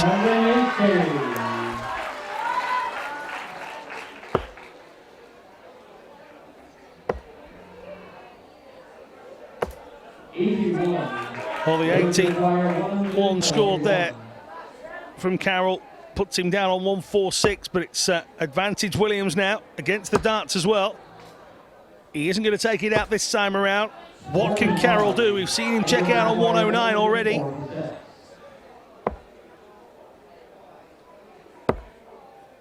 Not this time round. 59. Williams requiring 96. 96 for Williams.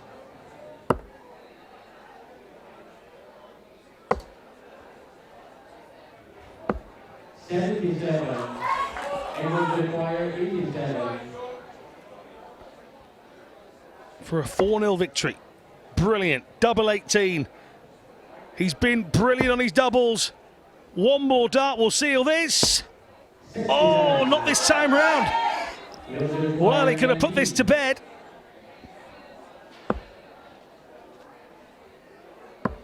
But Williams does it instead. Well, a loss against the darts. That's 3-1. Williams now, if he holds his own, pulls it back to 3-2. And might just put Carroll on the rack a little. 60. Now, only 60 from Williams. If Carroll can come out big here, he might just be able to put this set to bed. 58. He can't. Couldn't capitalise on Carroll's 60 start, on Williams' 60 start, should I say.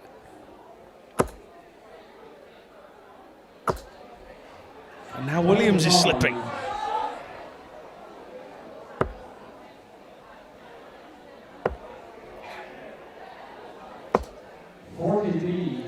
Only 43 from Carroll, the pair of them here in the fifth leg. Just struggling. That's better from Williams. 95.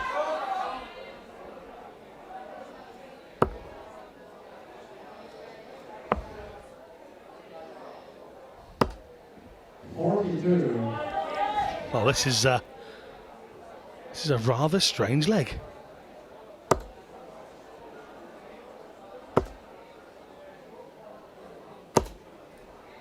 Sean Carroll racing to a 3-0 lead. Looks nothing like here in this fifth leg. 41. Will require 161.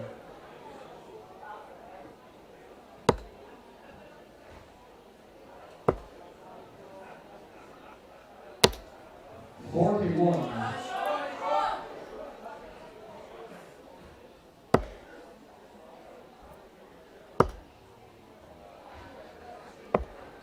68. Will require 120. 120 then for Williams.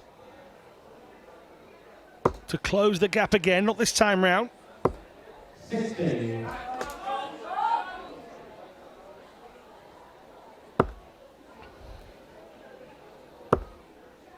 But Carroll, 79. well, he's rescued it with the last dart. Will require 60.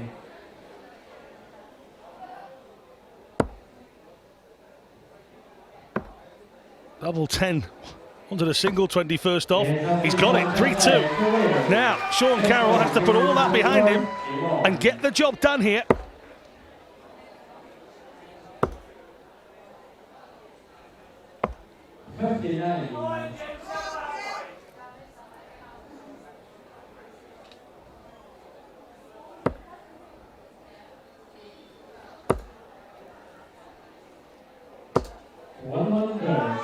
Williams is steadily plodding through this game here. From 3 down, he's got him back to 3-2, and he's already ahead against the darts in this sixth leg. 99 from Carroll, that's slightly better.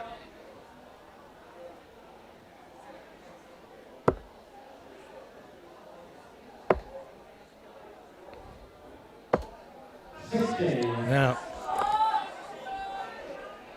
Williams fails to push on. Carroll's opportunity.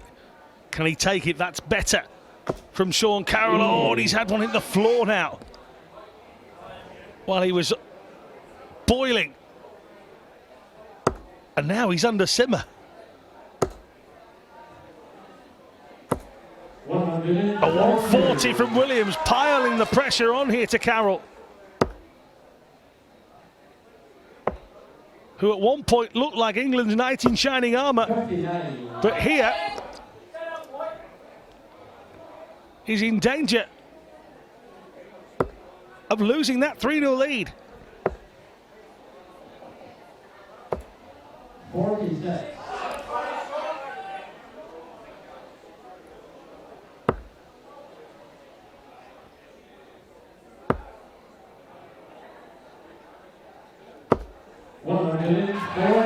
Well, that's a timely 140 from Carroll. 155 for Williams.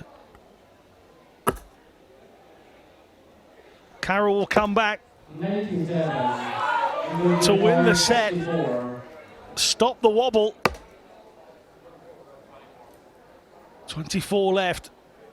Up we go. He's there. Well, first dart, not where he ideally wanted it, but nonetheless, he takes it out. Eventually, does Sean Carroll. I thought we were going to get a 3-all tie and a final leg drama, but Sean Carroll raced to a 3-0 lead, held his nerve eventually to win it 4-2. England stop the rot. They've got a point on the board. Next up will be Darren Platoon against Arwen Morris.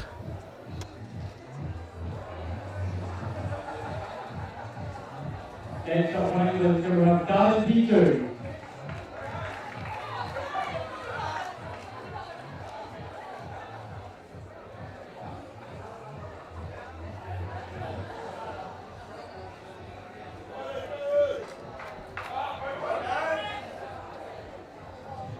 And a point from Wales, David Arwen Morris.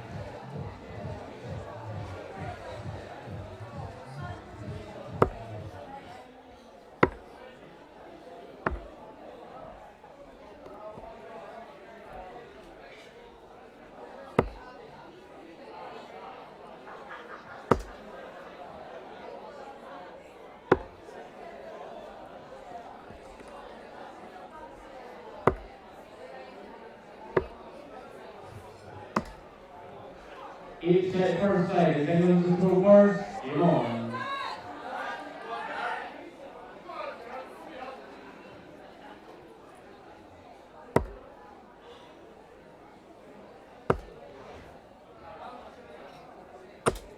Forty-five.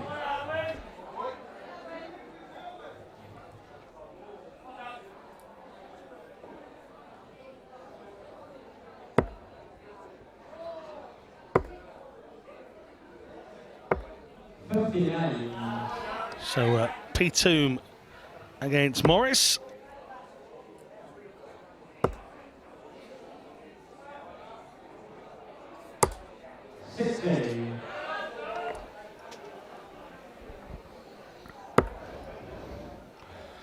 Owen Morris. Another of those that we saw yesterday making a debut.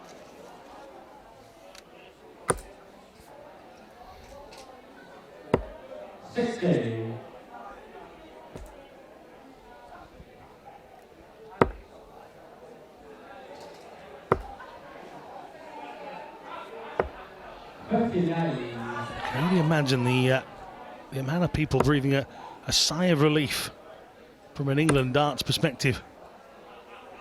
That vital victory from Sean Carroll. Although, after he was 3-0 up, to be pegged back to 3-2, just wasn't sure he was going to go over the line.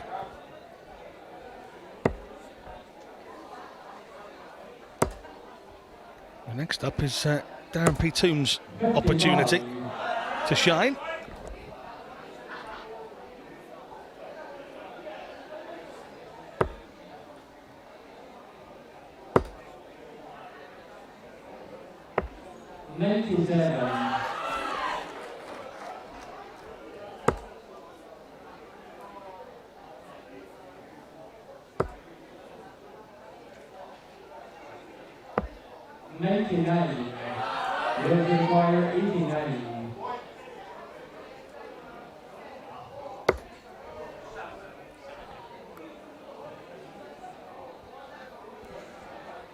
.82 left then.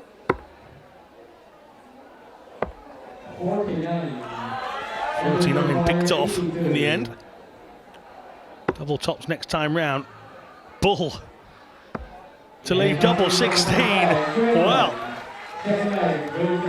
no messing about from Darren P. Toom here. 1-0. Not everybody goes bull double 16, you know, but he made it look very simple, didn't he? 140 is a great start for Owen Morris this time. Can P. Toom match him? He can. Exactly.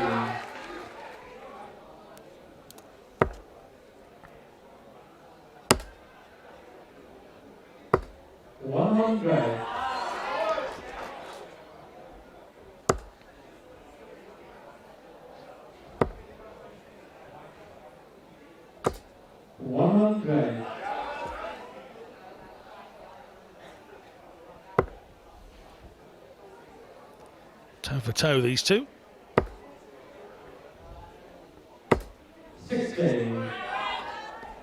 Now that 60 gives P. Toom a chance to move ahead here. One that he's looking like not taking. Not at all.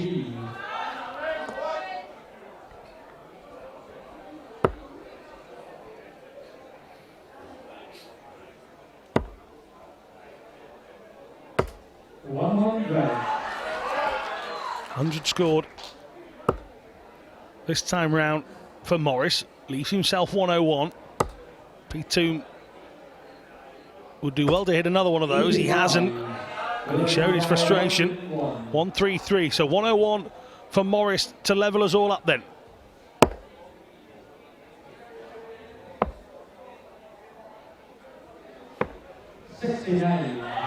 69 taken off the tally. P. Toom, spectacular check out last time round. 93 to leave himself double tops. Will he get chance? Double 16 for Morris. Two more to level it up. Only did the one, and you saw him celebrate as he did it.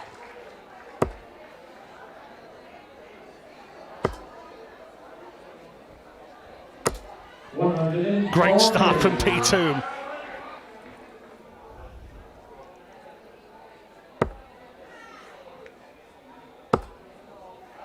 Reached the last 40 of the World Championships, picked himself up that £2,000 prize fund. He also picked himself up a wealth of experience from there as well.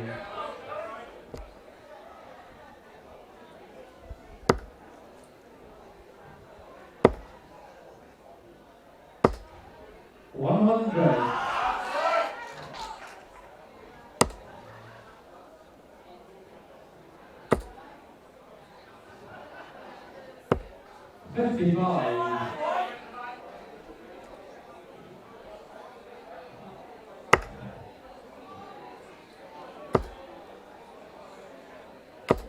$100.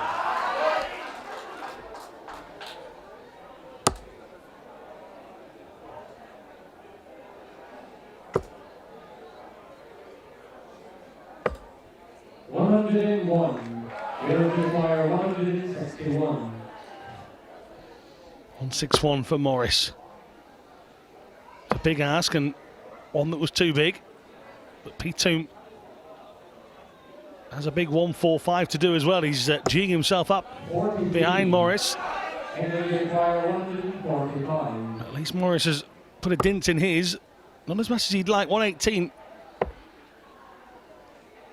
Left for Morris here. P2 might fancy that if he just gives himself a better out chance, that he'll have the advantage here. Winners require 118. 52 left for P2.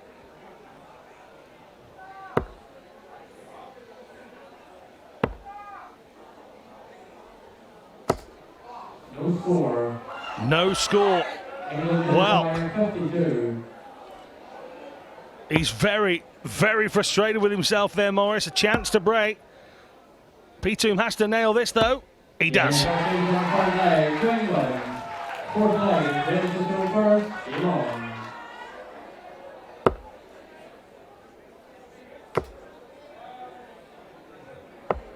$97.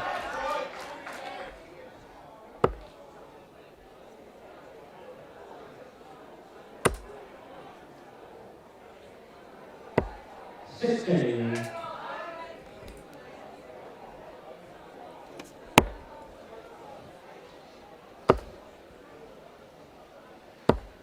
$60. Nervy times here. England know they've got to go on a decent run of victories here, a decent run of collection of sets to claw that 5-1 deficit back. They've got one.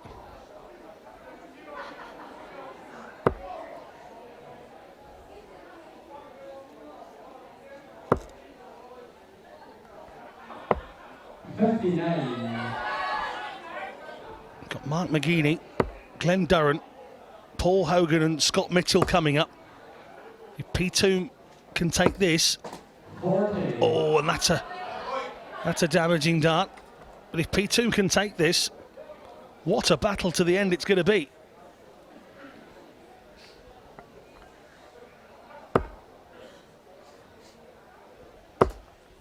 Wales will know they need just one more set here, and they've got a draw at minimum. But the longer they go without picking it up, the more nervous they will be, and their fans, and those watching at home as well. 60.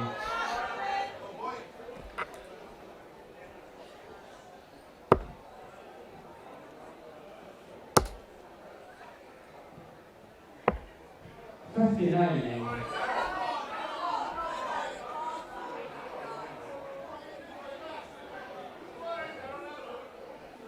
P2 just having a moment there, deciding to calm it all down, and now he's giving himself a real talking to. 45. And the final dart doesn't help either, so big advantage to Morris here. He's got 6 darts to the finish.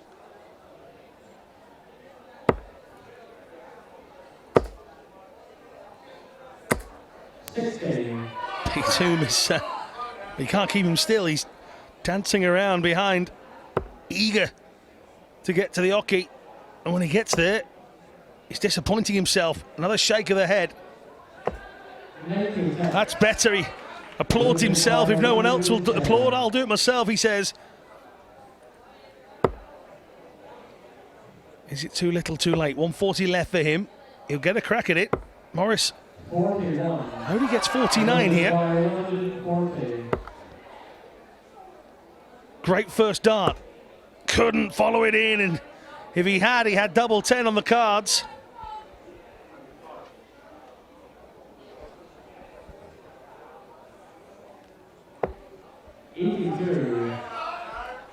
Boys require 66.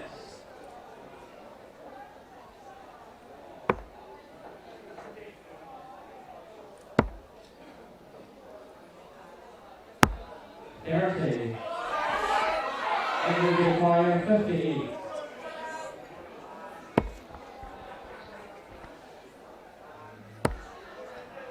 58 here against the darts. And he hasn't. It's just above in the 6 for P2, who's left double 4, but surely double 18 is all Morris wants to level it up again. He does a right smile from P2. He knows there was a big chance there. Straight back to business though.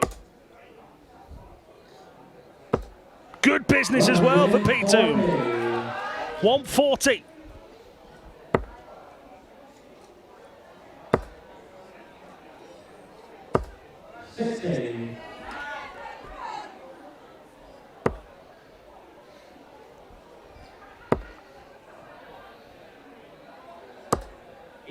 Cracking last start from P2.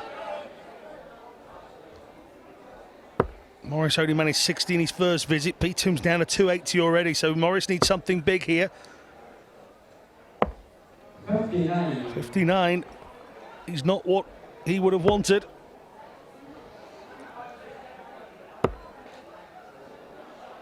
P2 knows he has to keep playing well, and he's got to keep winning the sets in which he leads, or the legs in which he leads. That's better from Morris. He'd like to follow that up, and he has.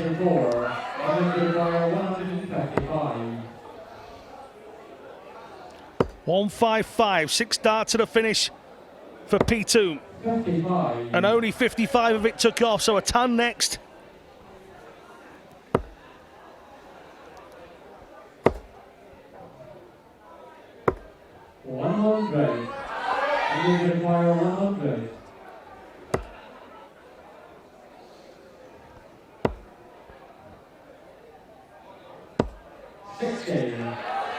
Only 60 scored this time around. He's left himself double tops, but it's a big, big challenge here for Arwen Morris. 148 puts Wales back in the driving seat.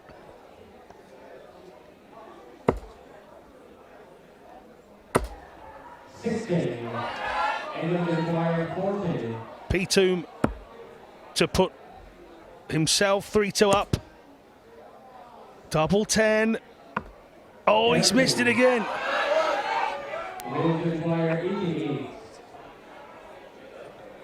Now 88.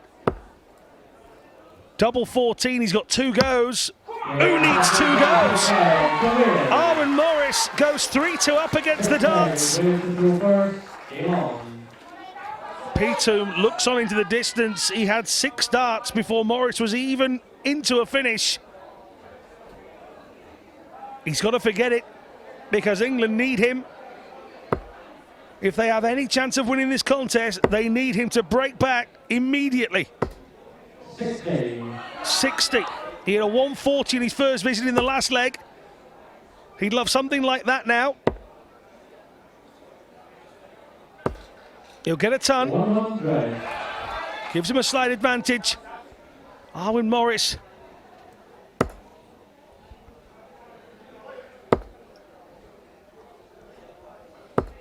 Last start from Morris was a saviour. A few of the Welsh ladies sat watching on nervously. This is good from P2 again. Steady once more. Back-to-back tons from him. Chris Savary there. Watching on. 60 from Morris now. If P2 can find another one of those big scores. That's not what he wanted. The look of disappointment etched on his face. He scores 41 here, and that just about levels it all up again.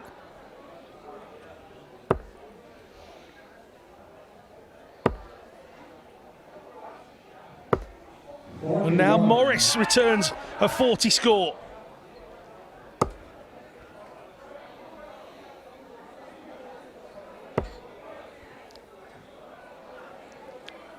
muttering under the breath for P2, and now he hits 45 and the nerves are flying around.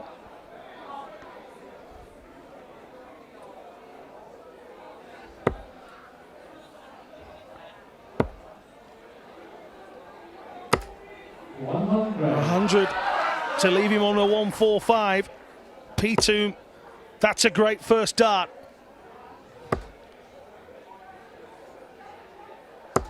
And that's a brilliant last dart.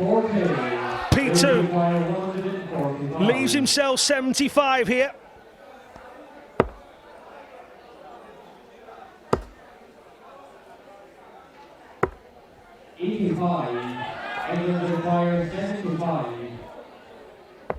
Went 17s.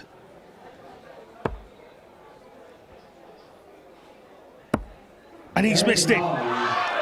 P2 had double top to break back immediately. Morris, 3 darts, 20 double top to put Wales on 6.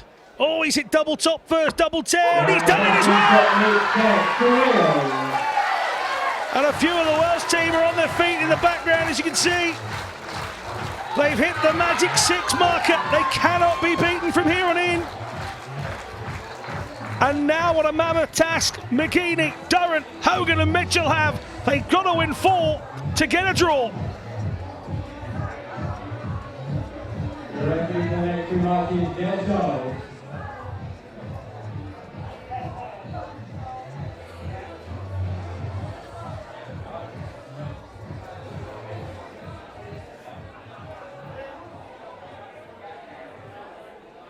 Okay, so for the 7 set, please welcome to the stage, from England, Mark McGeaney.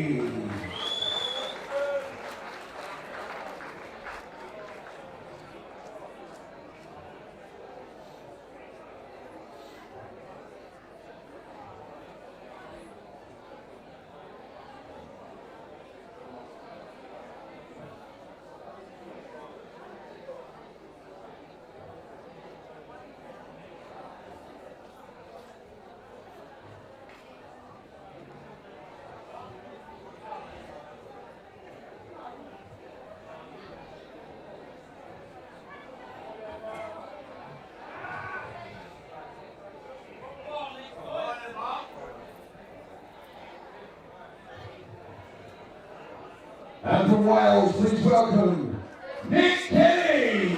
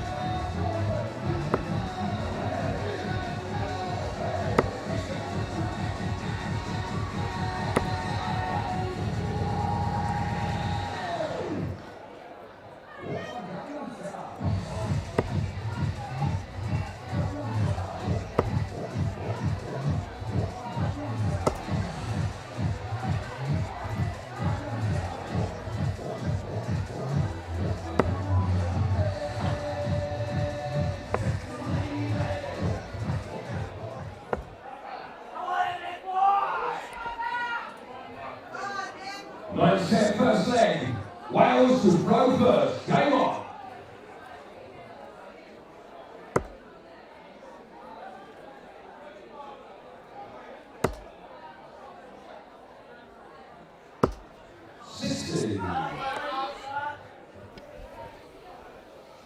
Well, Mark McGeaney, Nick Kenny. Kenny beaten 4-2 by an impressive Craig Baxter yesterday. Nick Kenny came out and won the first leg.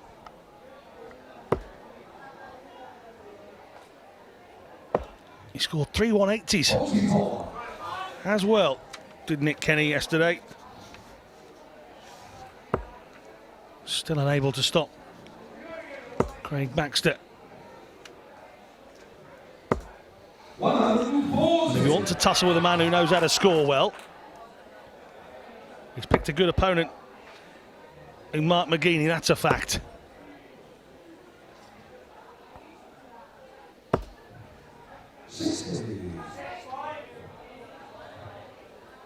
Remember having a chat with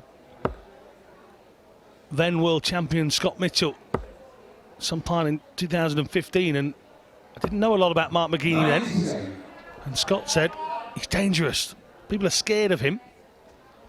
And Glenn Durrant paid him a compliment of a similar vein as well. Well, at the moment they need him to be a teammate and pick up a win. Durrant will follow. Paul Hogan won't be far behind that, and then Scott Mitchell drawn out last. And he'll be hoping, not that anybody wants pressure, but he'll be hoping he's under the pressure of levelling it all up, because the three in front of him will have picked up victories. But McGeaney, hand in his pocket, as casual as ever. He's Mark McGeaney's a very laid-back man, and he'll be taking all of this in his stride. He'll just want to come out and do his job, and he's doing it. Look at this. 13 darts. Done. Game on.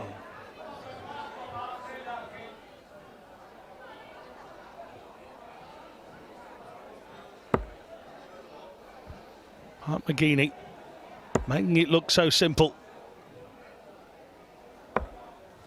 87. The Gladiator, winner of last year's British Open, quarter-finalist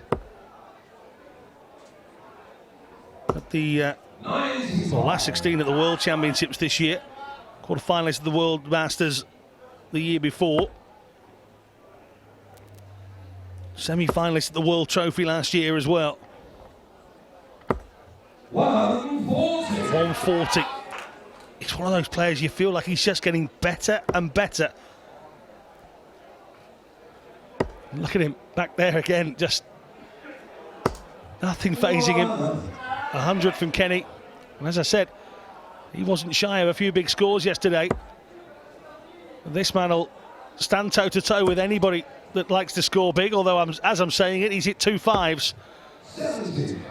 Rescued the visit with that 60.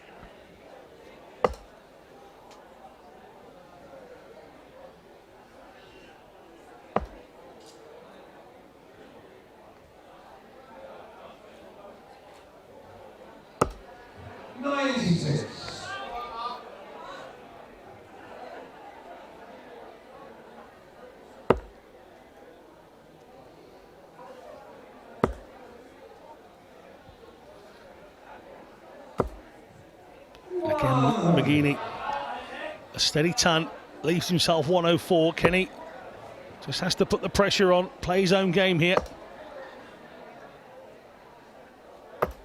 96. Great last dart, took the flight away. He won't care.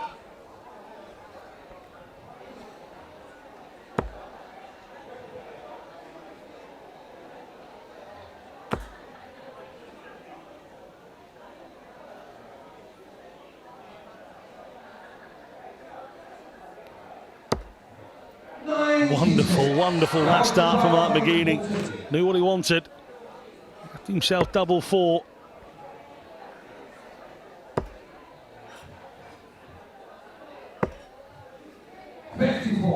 This for a 2-0 lead.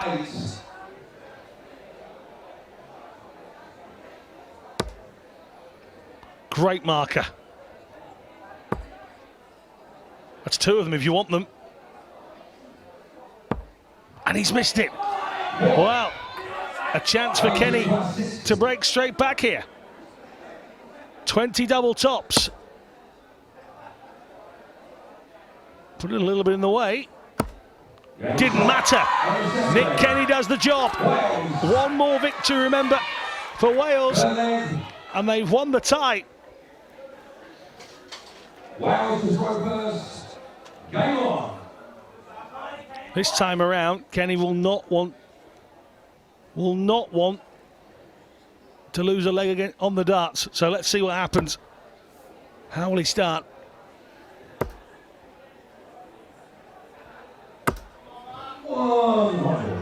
Again, a good last start. McGeaney.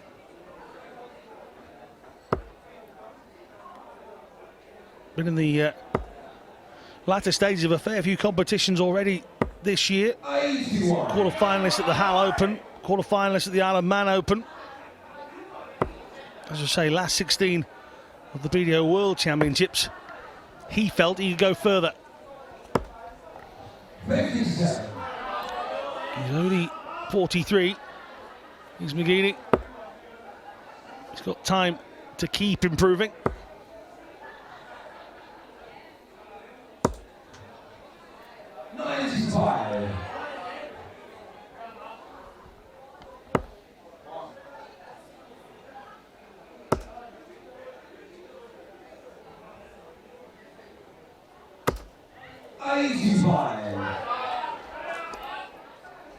Well, 85 only pushes Kenny 60 or so ahead. Can McGeaney capitalise on that? He can't.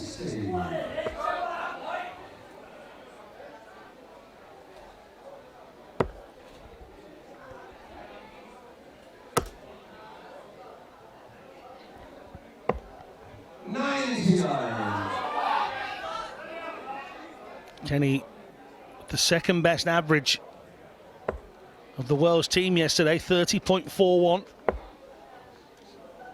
Mark McGeaney forgetting the 20s for a moment, going downstairs to the 19s. 95 he's picked off here, left himself 170, 160 for Kenny. Neither of these would be explosive. 63. Well, to break Nick Kenny this time, Mark McGeaney might need a 170.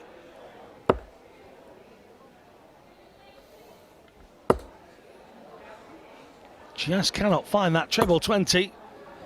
60. It's pretty much exactly the same place he scored 60 the last time he went there. 97 for Kenny.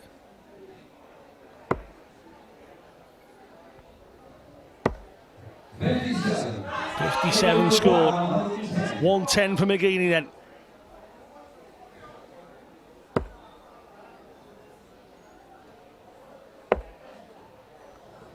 Little shake of the head. 94. Nick Kenny to go 2-1 up here. Mark McGeaney looked very, very casual in the first leg. Very calm. And now finds himself 2-1 down. Game on.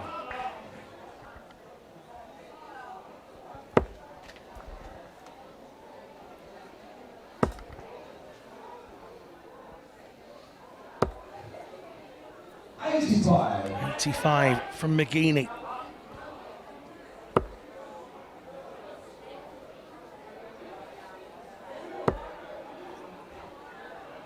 Kenny happy with that, and he'll be even happy with the second, a 140.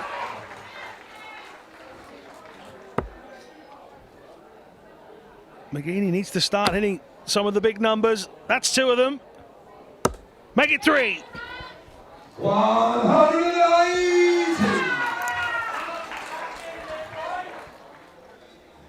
Big cheer, 140 from Kenny. Matched and bettered by McGeaney's 180. He needs a few more of those in the next few legs. 60 from Kenny, so a good chance now for McGeaney to tighten his grip on this leg. Straight back at them. All of a sudden, he looks like the Mark McGeaney we know. 140 now. Well, a bizarre couple of legs for Mark McGeaney. Just couldn't get going. Now, he needs just 96. Kenny back on 301 here. 59. England required 96. Well, Mark McGeaney's got all the time he would need, and a little bit more.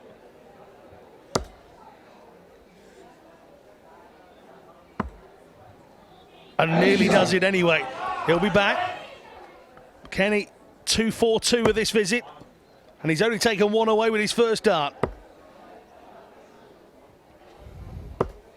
41. Still without a finish. So Mark McGeaney, double 4 with zilch pressure. Double 2, still no pressure. Double 1, which he didn't want, and unsurprisingly just throws the dart away. 201 here for Kenny. And McGeaney will come back for double 4. Kenny leaves himself 1-4-1, so double 4 for McGeaney this time round. Well, it was a brilliant leg up until the finishing here. Double 2. He's got to go for double 1 this time, and he's missed it. Now, big chance here for Kenny.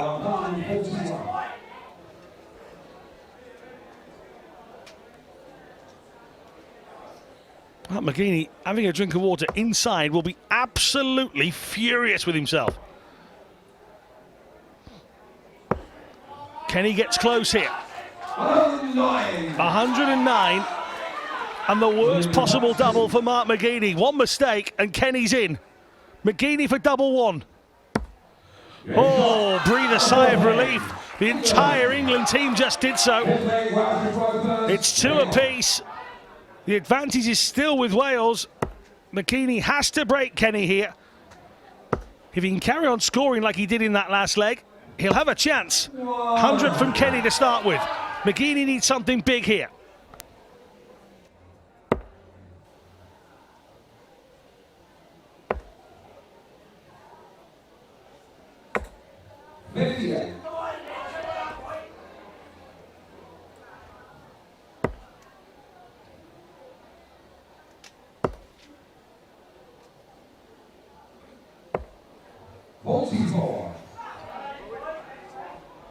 Well, 44 from Kenny.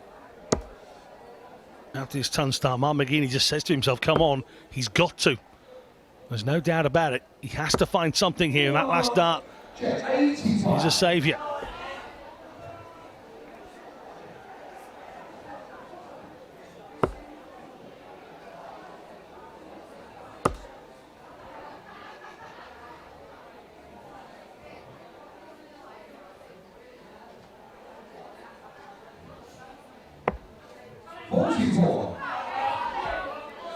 Another 40-odd score for Kenny. Now a chance for McGeaney again. You feel like he has to get 100 and above here. And that one is not going to help. Again, the final dart helps him out. He's doubled what Kenny's got in his last 2 visits, but it's not really enough of an advantage to shout out about.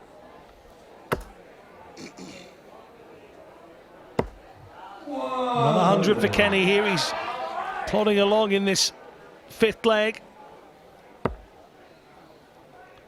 That's better from McGeaney. You fancy he'll follow those 2 in. He's going to come downstairs instead. 139 from Mark McGeaney. Puts him on for a finish. Kenny back on 213.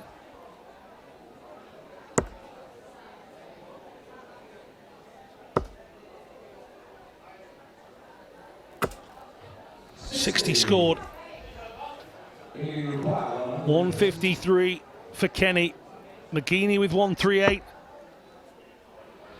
Not an ideal start at all. Treble 20. Downstairs for the 19s.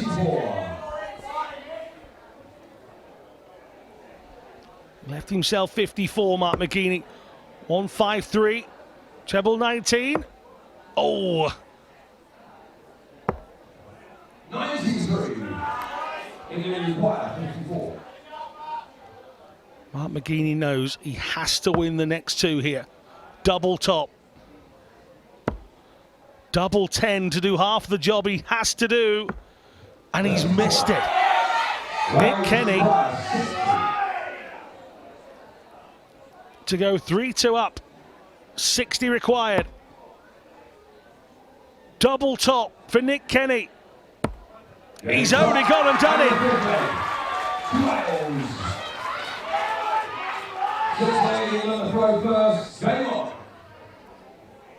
McGeaney now has to put everything on the table. No more defeats left. And look at that for a start. Under all this pressure, now knowing that he cannot afford to let Nick Kenny anywhere near a win, and Kenny fights back immediately. Oh, back-to-back 180s. If the England team want this, they're going to have to take it from Wales, because every player so far has come out fighting. 100. Ton from McGeaney. Little slip from Kenny here. Soon return to his rhythm. 95. Now, McGeaney with 2-2-1. He's straight back at the 20s.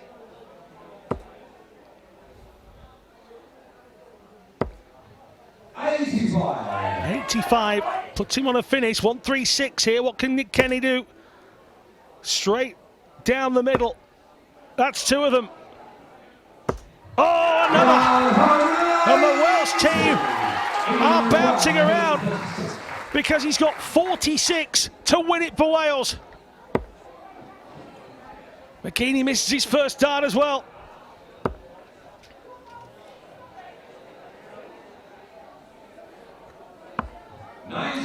Well, McGeaney's left himself double tops. Important darts for Nick Kenny. Important darts for this competition. And Nick Kenny is the hero. Wales pick up the victory. And Nick Kenny beats Mark McGeaney.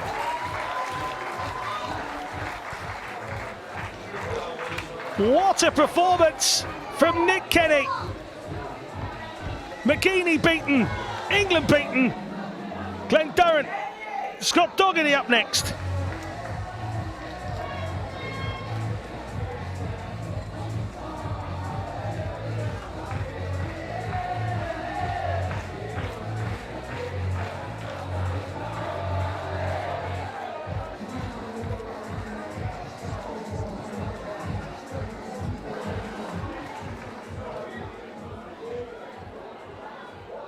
Ladies and gentlemen, please welcome to the stage from England, Glenn Durrant.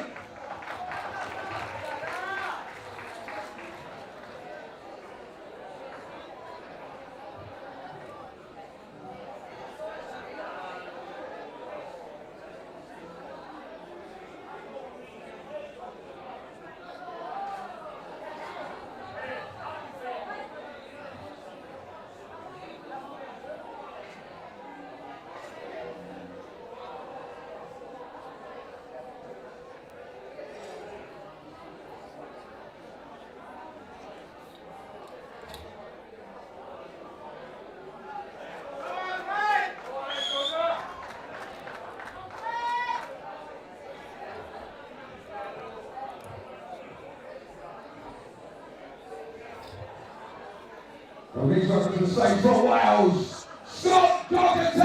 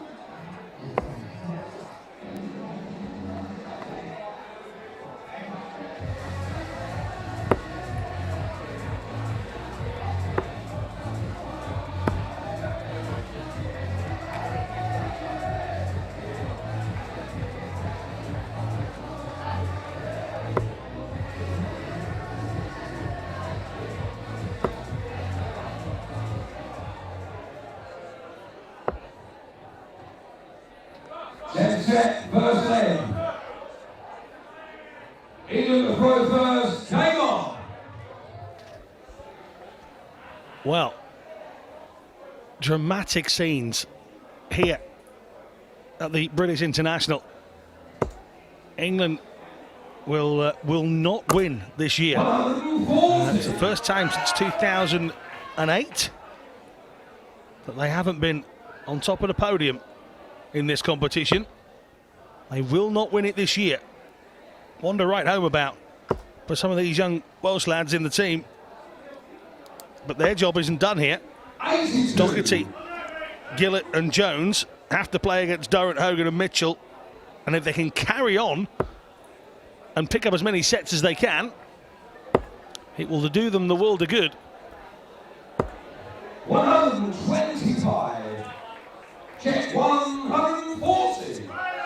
Great start from Glen Durrant.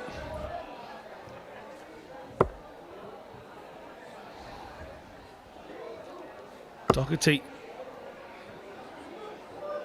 will do well to keep pace with Durrant, but as we've seen so far in some of these games, namely the last one, Kenny had Mark McGeaney scoring for fun at times, and he managed to keep tabs enough to check out and win the game.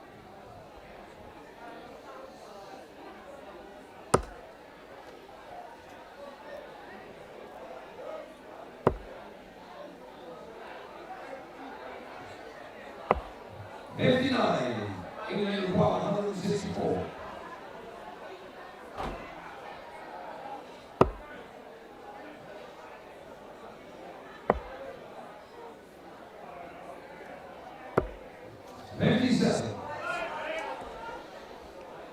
Well, after a feisty start from Durrant, just tailing off a little, but Doherty still back on 260 here.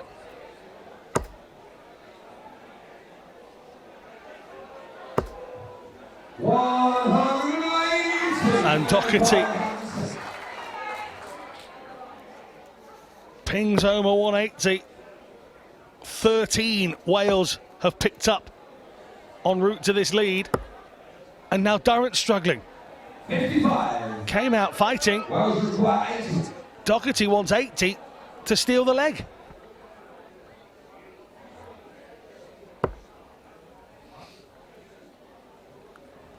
Well, just reading a few tweets on the social media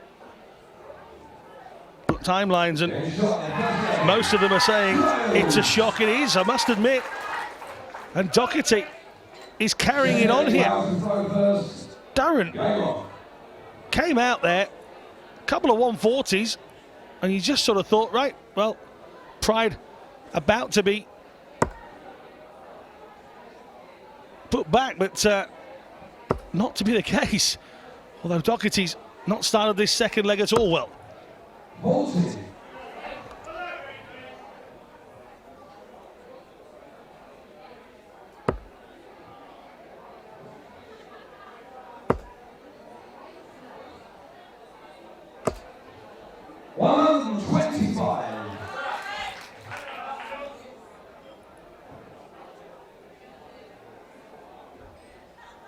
And again, Durrant, a ton plus score on his first visit. 40. And again, Durrant already well in front.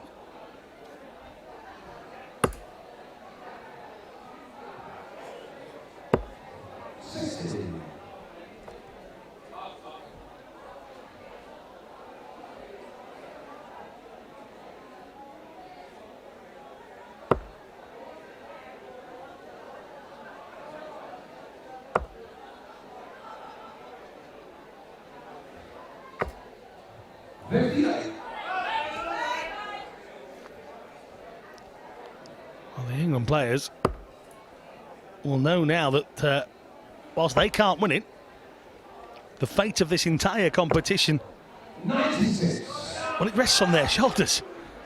A defeat here against Wales means they can't win it themselves, but they still have Scotland to play, and of course Wales and Scotland fought out a 6-all draw a little bit earlier on.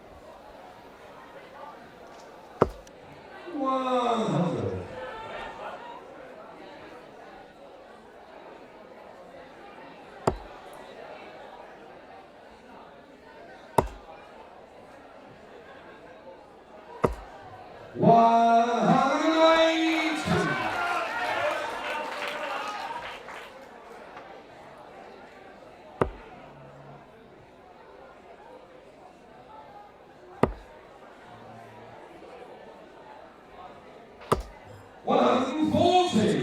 In the black 40.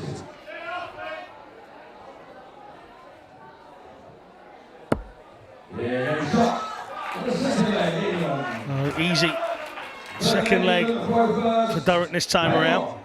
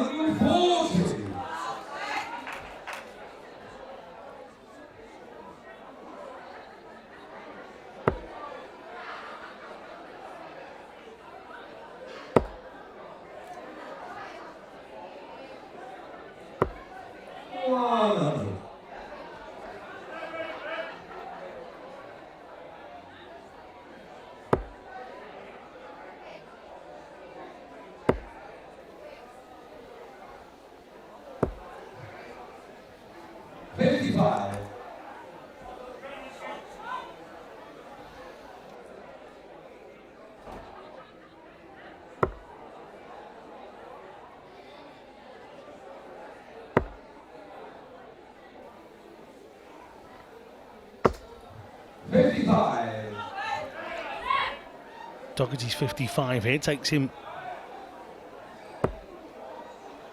to 246, and Durrant, whilst he bossed the first leg, lost it. You don't fancy that he'll allow that same mistake to happen twice here in this set.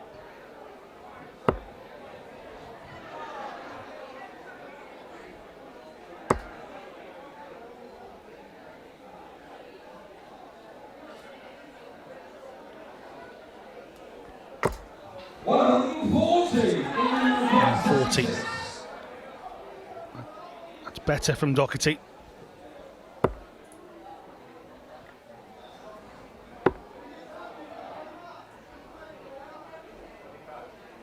.25 left here for Durrant. Single 5 maybe? No, single 9. Well, you require 106.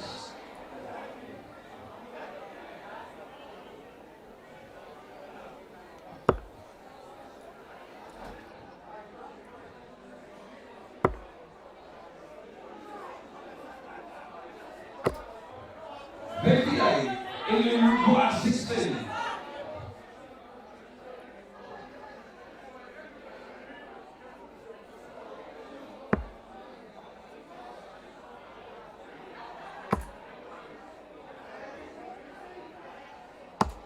Yeah, shot. And a third leg, England. Ball leg, Wales was going first. Game on.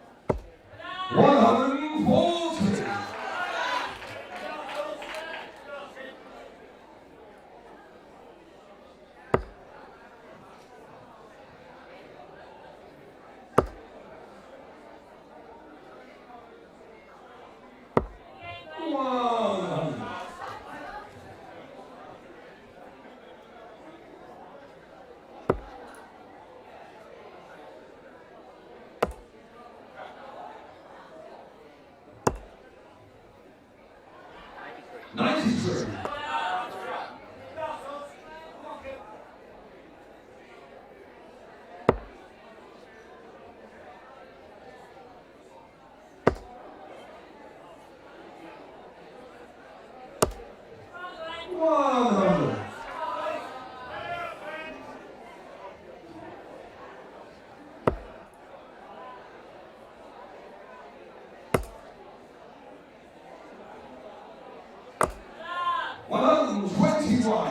Wales as well, 161.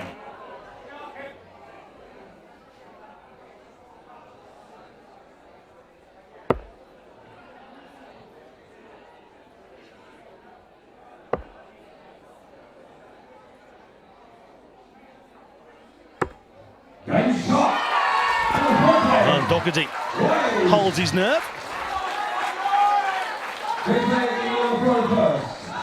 Hang on.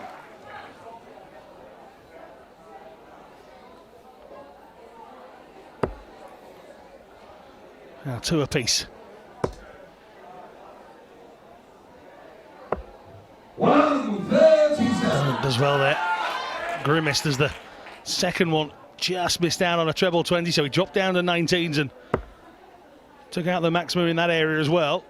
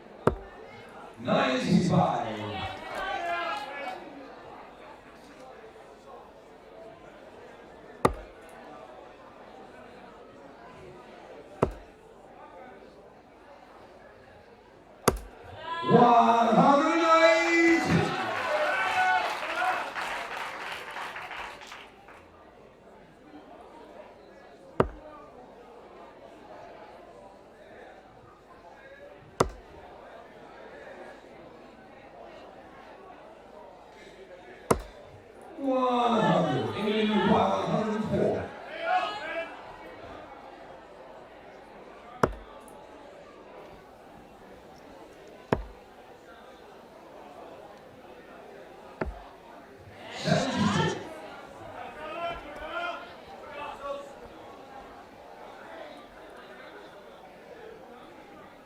Durrant looking comfortable again in this leg where he leads. 32 remaining for him. Doherty picks off that treble 17 at the end there. Good last start for him. A semi-finalist, Durrant, of course, in the World Championships last year. Quarter-finalist this year. Many tipped him at the beginning of the competition to go on and take the title. Coming off the back of a good win at the World Masters in October.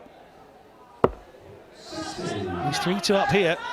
But remember, the English players purely playing for pride now. I'm sure every Scotsman in the building is hoping they win all 3 of these last remaining games. Scotland will then have to do exactly what Wales have just done. And then it comes all down to maths.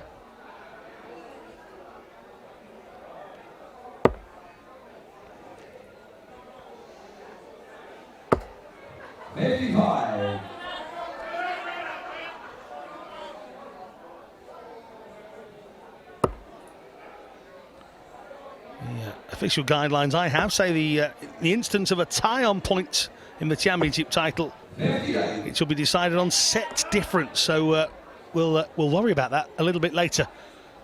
But 2 points for a win of a contest, 1 point for a tie. So Wales have themselves 3 points already. Scotland's objective a little bit later will be to do exactly that. Then we can worry about that, can't we?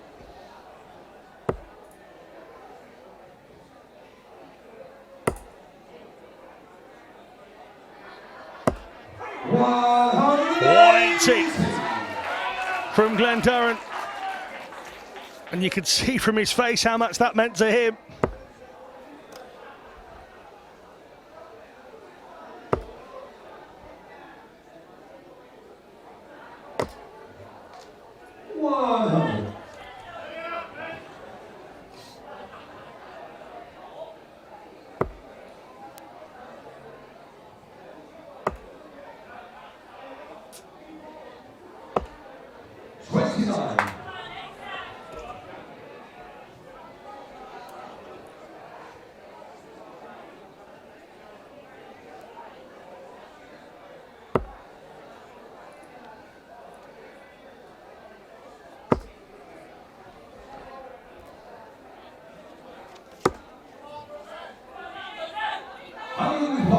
To shouts of "come on, Duzzer." He's got a 154 checkout to try and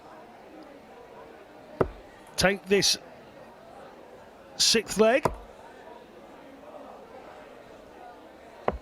Doherty with 120.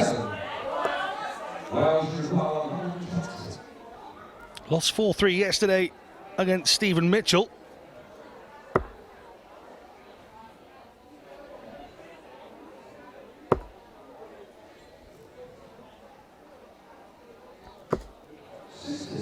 He scored here. Having what he wanted. Lisa Ashton in the background shouting, "come on." Double tops for Glen Durrant to make it 7-3. One more dart. He's all he needed. Game shot the match because Glen Durrant fires home that double 10. 7-3 now the score. For the next couple of minutes, most of the Scots around this place will be slightly, only slightly I'm sure, supporting England's Paul Hogan and Scott Mitchell, and see if they can't get this one to end 7-5.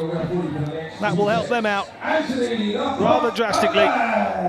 So Anthony Dundas is switching for the referee part of the last two matches. We'll be back with Paul Hogan and Mike Gillett.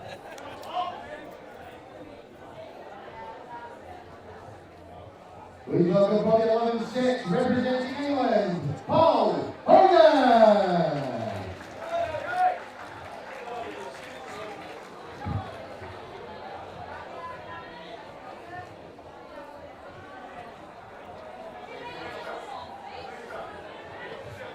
And representing Wales, Mike Gillett.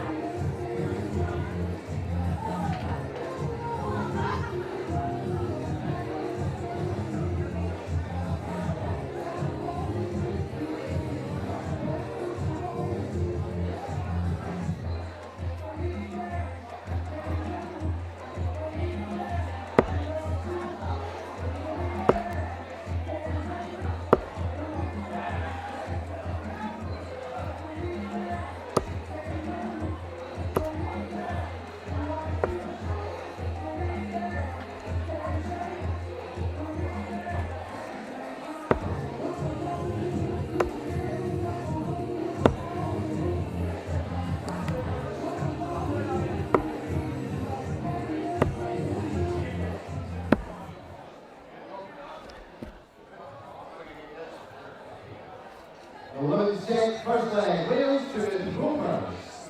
Game on. Oh, that. Mike Gillett was cometh the hour, cometh the man last night. He was the last leg winner for that sensational 6-all draw. He plays second to last here to try and add Another set 60. to Wales' already winning set tally. 135.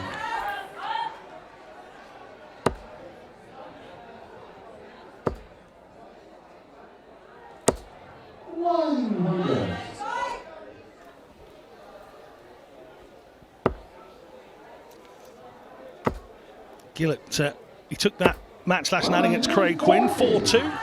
Average 29.79. 2 180s in there as well. So, Paul Hogan will have his work cut out here. And yes, he is known as Crocodile Dundee. For those that perhaps don't know Paul Hogan, although he's been around a fair while. He's 52 now. Twice quarter-finalist of the BDO World Championships. 140. Winner of the BDO Gold Cup in 2013. Still prolific around the circuit. Wolverhampton Open, Bucks Easter Open, all been won by him. 69.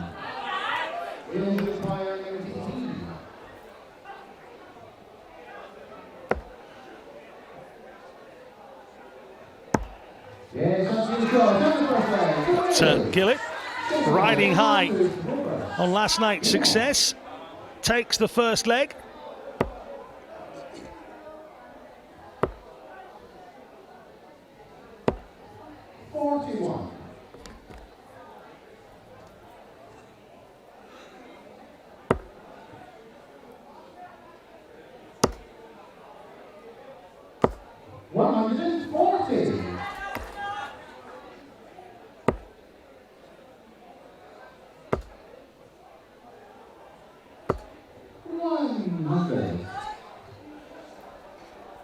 Hogan doing little wrong so far.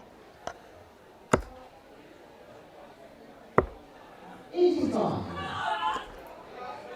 I'm sure Gillett and his teammates celebrated a little bit yesterday evening after that comeback. 100.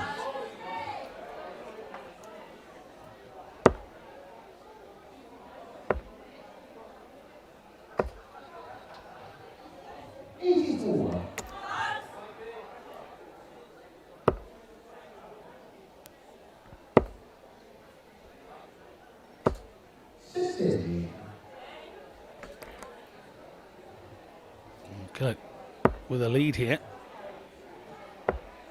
against the darts as well.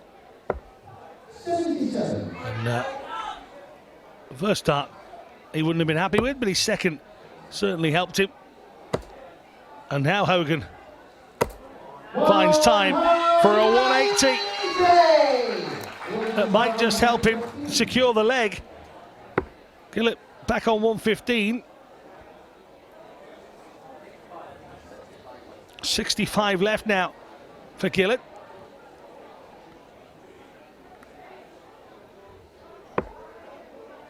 Great dart. Oh, just outside from a 115 checkout. Hogan then double 10. 2 more to hold on to the leg. He only needed one of them.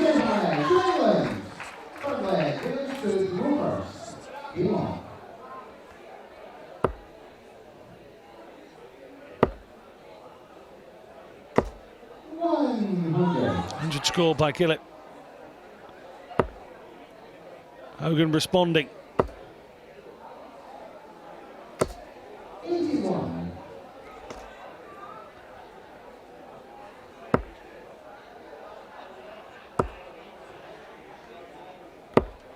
55.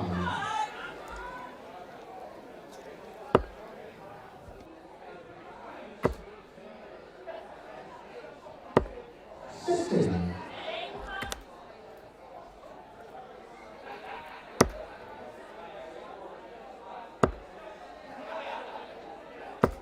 121.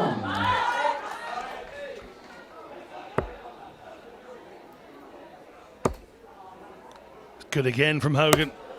Oh, it was nearly brilliant. 135. He's to a bang level. 100.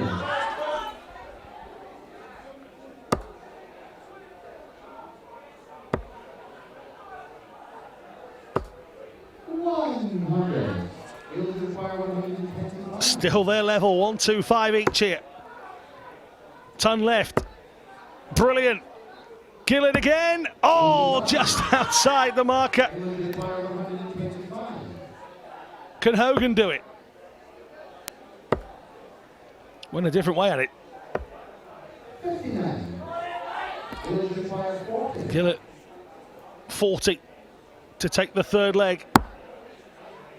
That's 2 darts he's had at it. Third time's a charm. 2-1 to Wales in this one. Scotland's team and their fans need England to pick up as many more set victories as they can. There are only 2 remaining, of course.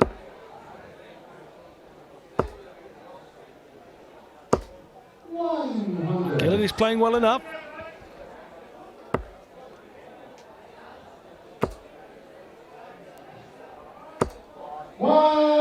And another maximum for Paul Hogan.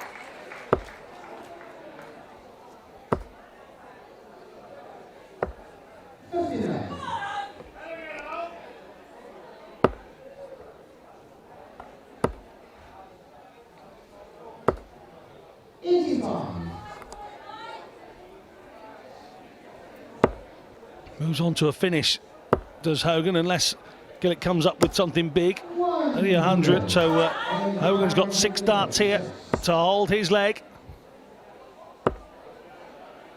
It's just a shake of the head of disapproval and then a complete collapse of the body after the third dart as well. 96 left.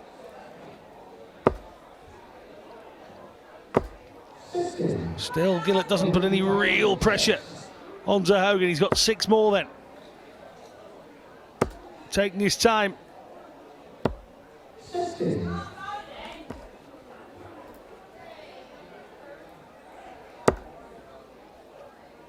Gillett back on 182. Hogan next time, double 18 to take the 4th leg. Gillett at least down to 122. Double 9 here. And he's hit the 14. So double 2 left for Hogan, who's been in command of this leg, but it's given Gillett an opportunity. Couldn't take it, but we've seen plenty of people struggling with double 2 this weekend. You can see Hogan in the background just steadying himself up. Great last start from Gillett. 32 remaining for Gillett. Double 2, double 1 here for Hogan to hang on. Oh, he's missed it.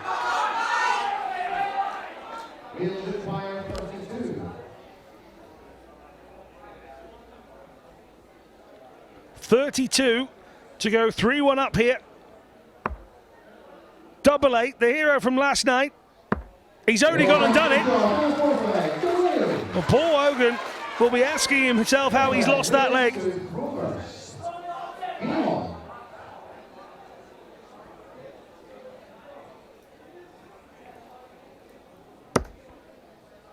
Great start from Gillett.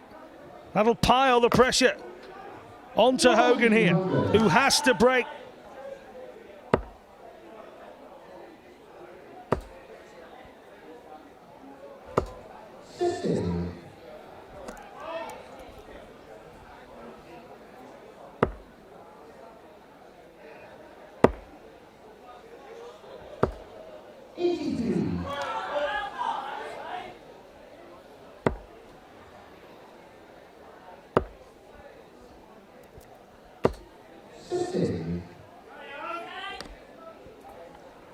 It's just not happening for Hogan in this leg.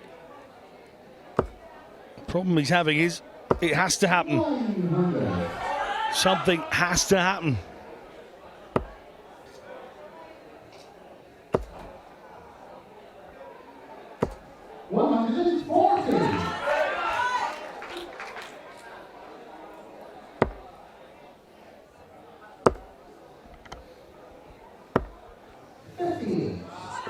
58 now. Leaving himself 160 here. Gillett. But Hogan, he needed that last start to be a lot better. So Gillett now. 6 starts to the finish. Great first start. Followed again, double 20 for a 160 finish. Oh, well, this young man has had a sparkling weekend. Mike Gillett wins his match against England as he did against Scotland. And they both could have similar importance when it comes to tallying up the totals at the end of this weekend. Wales take another scalp. Scott Mitchell, Jim Jones is next.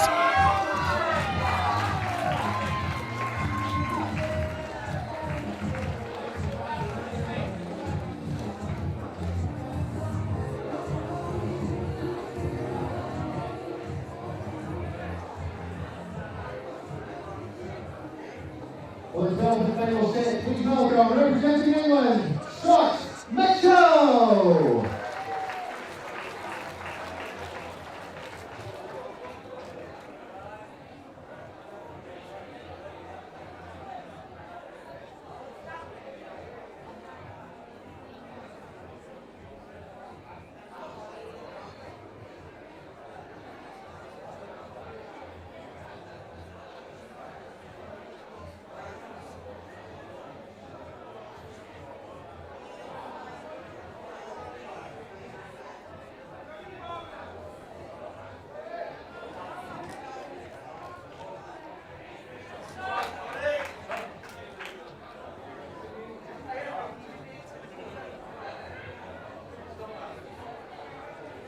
And representing Wales, please welcome Tim Jones!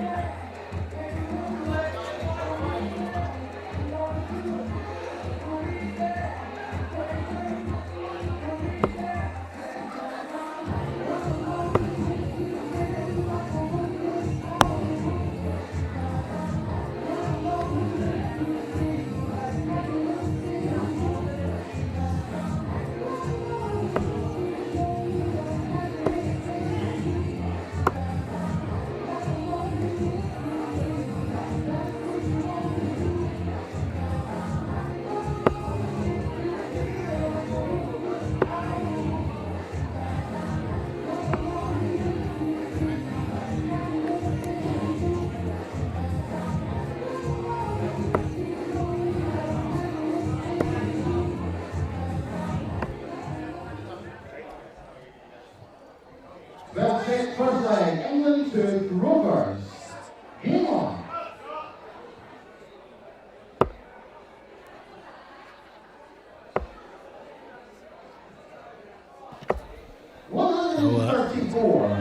World champion Scott Mitchell at one end of the draw, Martin Adams at the other, and Scott really needs to replicate what Martin did at the top of the show and pick up a victory for England.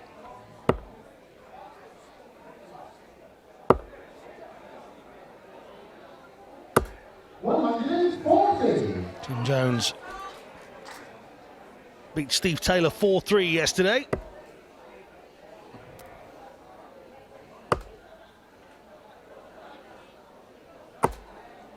And of course, Scott, the recent winner of the Isle of Man Classic in March.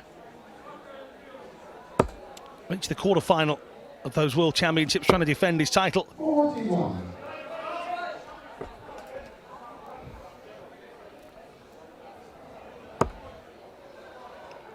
Beat by Richard Veenstra 5-3, who went on to be beaten by Jeff Smith.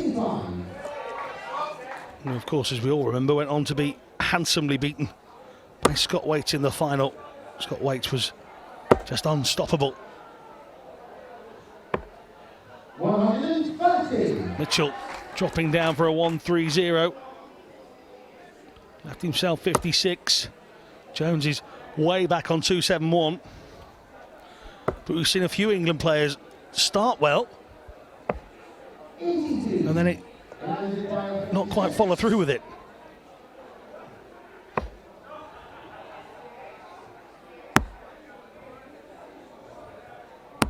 And Scott Mitchell, no fuss, no drama for him. Team captain had to wait until right at the end to play his part. And sadly, the shop was shut by the time he even turned up. 100.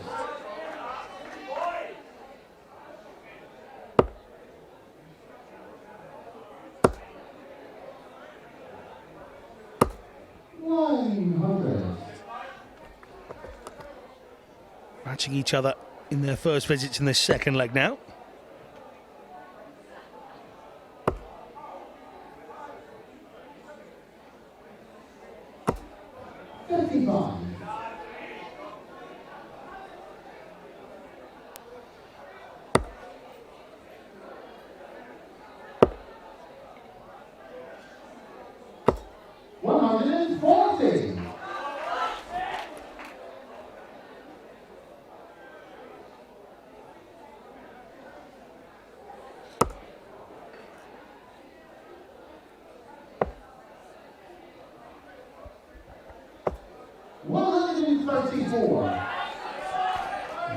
Jones matches Mitchell's 140. Mitchell looking very steady here. 100. Big Bournemouth fan, of course. Scott Mitchell will be delighted to see that they will be staying in the Premier League this season, I'm sure.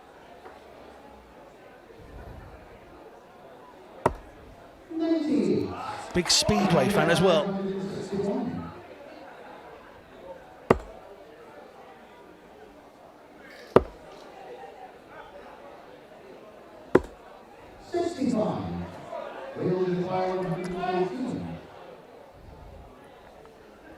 Once told me he was a top scorer in a Sunday morning league many moons ago.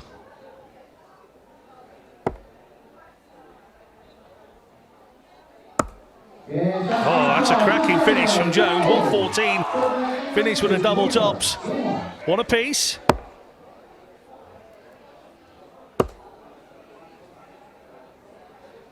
This Welsh team will not be leaving the building. I can guarantee you that. They're going to be sat down in the crowd and they will be cheering on England against Scotland.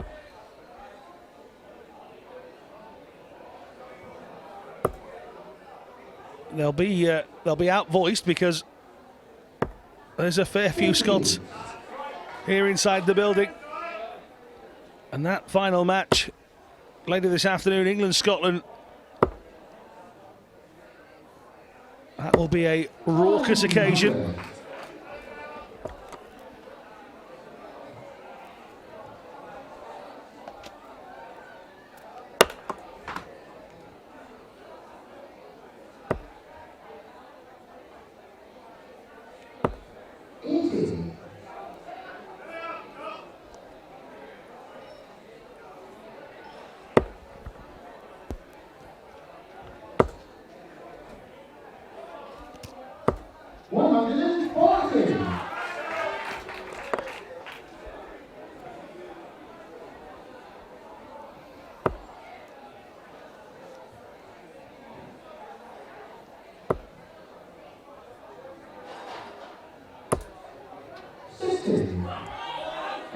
Mitchell, as he did in the first leg, racing away here.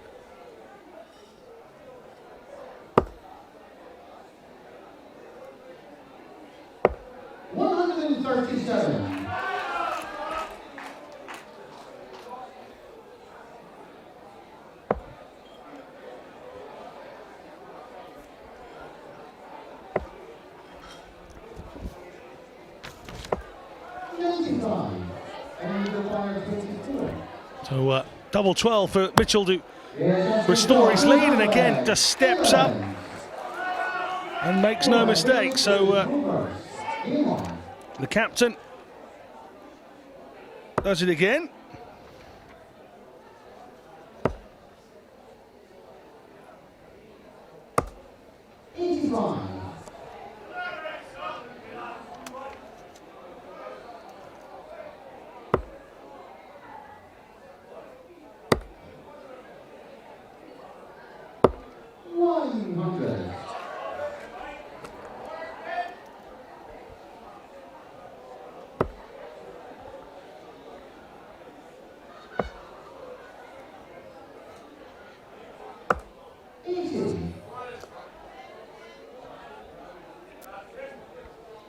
Jones will keep chipping away at Mitchell. Another 100 scored from him.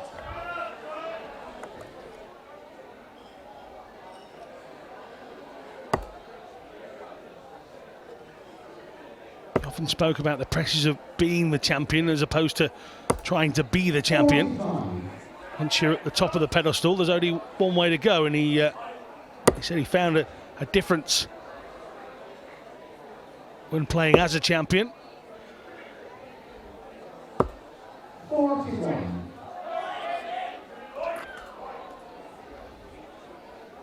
Good friends with Scott Waits as well.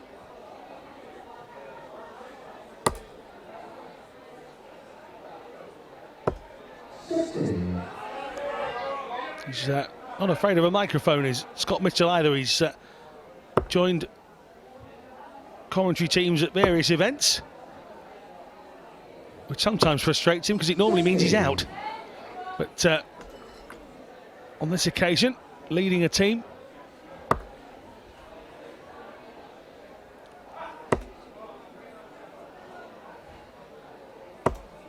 A 140. Quite timely for Jones, that. Whilst Mitchell's steadily reached 200. He'll knock another 140 off of that as well. So Jones under a little pressure here, 91. Checked out fairly big last time. He could do it again.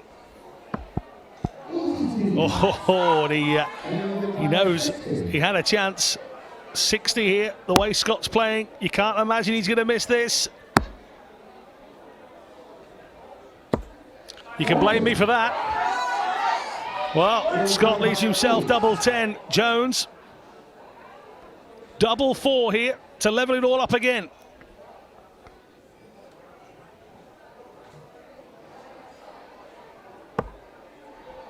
Double 2 then. This time of asking.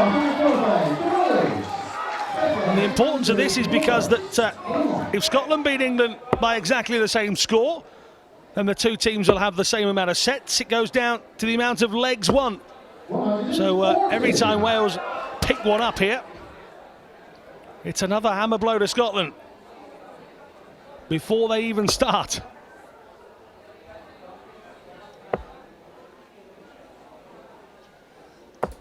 $134. 134. Good start from Jones. Following Mitchell's 140.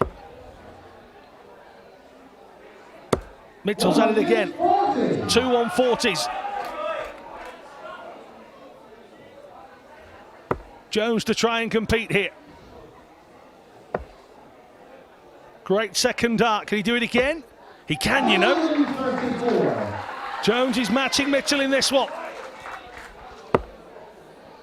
The first two legs that Mitchell has led off, he's dominated them, and Mitchell has pulled away from Jones. This time Jones hanging on, and a rare straight dart from Mitchell here.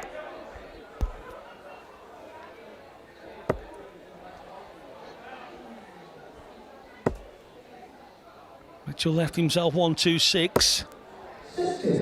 60 from Jones means that Mitchell is comfortable again here.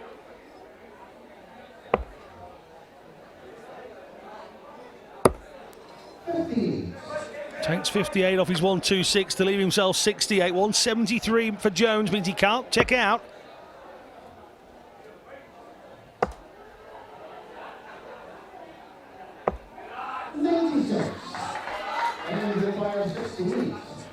good 96 for Jones. Single 20. Single 16. Double 16, Scott Mitchell. As I say, already the winner of one competition this year. He does indeed look like he's finding his best again. 44. Scoring big and checking out when required. Couldn't manage it in the fourth leg to break Jones, but in the three he has one. 100. He's had a chance to check out and done so, and starts with a neat 100 here.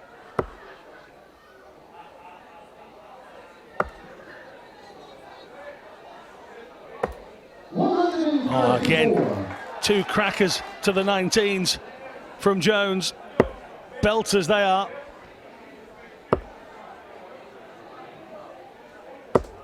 60. First 60 Mitchell's hit in a while.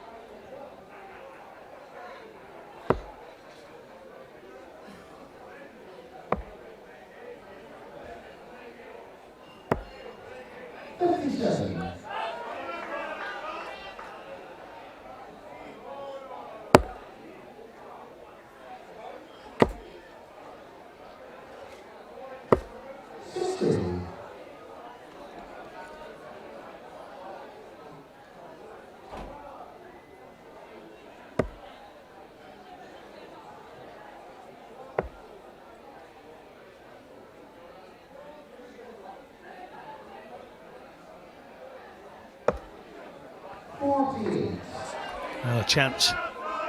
Jones only registering 48 here. Mitchell would like to think he can put himself in a position to finish. Not now, he can't. And you could see that Mitchell was disappointed. He knew there was an opportunity there. Jones had left himself back on 218. Great first start from Jones, that. He'll enjoy the second one as well.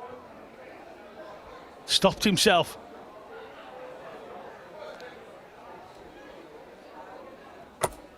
And he sent the third dart spiralling into the one. Just held himself up a second. Did Jones? Wondered whether a 180 would be detrimental or not, but in the end it caused him to score 121. Mitchell's left himself 164, so Jones with the advantage here.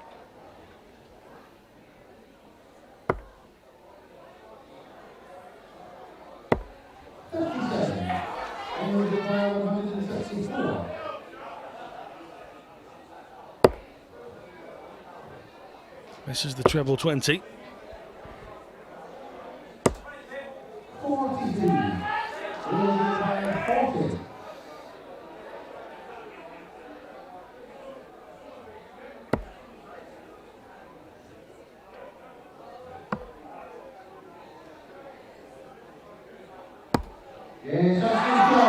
And Jones does it. Well, three apiece. Another three legs in the plus column for Wales. Can Tim Jones break Scott Mitchell and take a 9-3 victory? And Mitchell has started with just 60.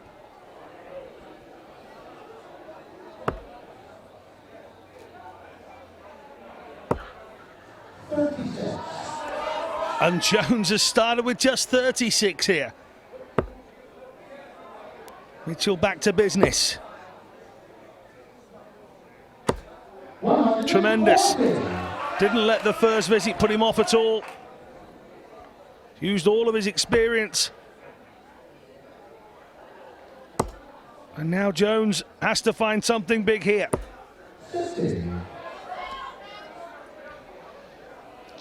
Mitchell with already over 100 between the two of them.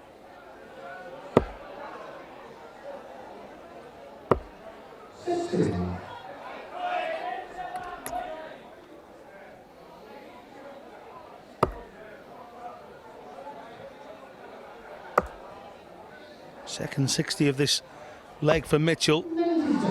Again, Jones finds a little bit of comfort in the 19s. Mitchell on 2-4-1 though. 45. Now a 45 from Mitchell. Chance for Jones to catch him back here. That'll help. 19s haven't let him down, and they haven't let him down again here.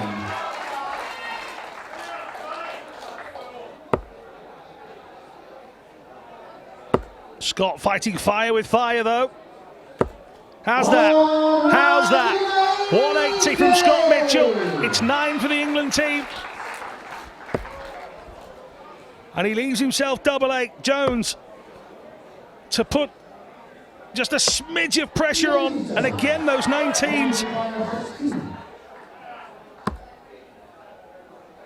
3 darts at double 8. 1 left. And he's missed. Now, huge moment for both Scotland and Wales here. Jones can add another set in the win column.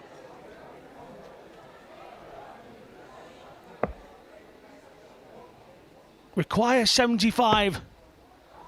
1 last dart. The place, you can hear a pin drop. Oh, and Jones knows what he nearly did. Surely Mitchell won't miss again. Double 4. This time he gets it. Well, Scott Mitchell wins his set like a good captain should do. Martin Adams did it at the start, but with only Glenn Durrant and Sean Carroll picking up wins for England, it means that Wales run out 8-4 victors here. We've got the women's match coming up in a little while between Scotland and England, and then the deciding factor, it's England against Scotland. Scotland have to win 8-4 to stand a chance of taking the title. Then it's all down to maths. I'll see you in a couple of moments.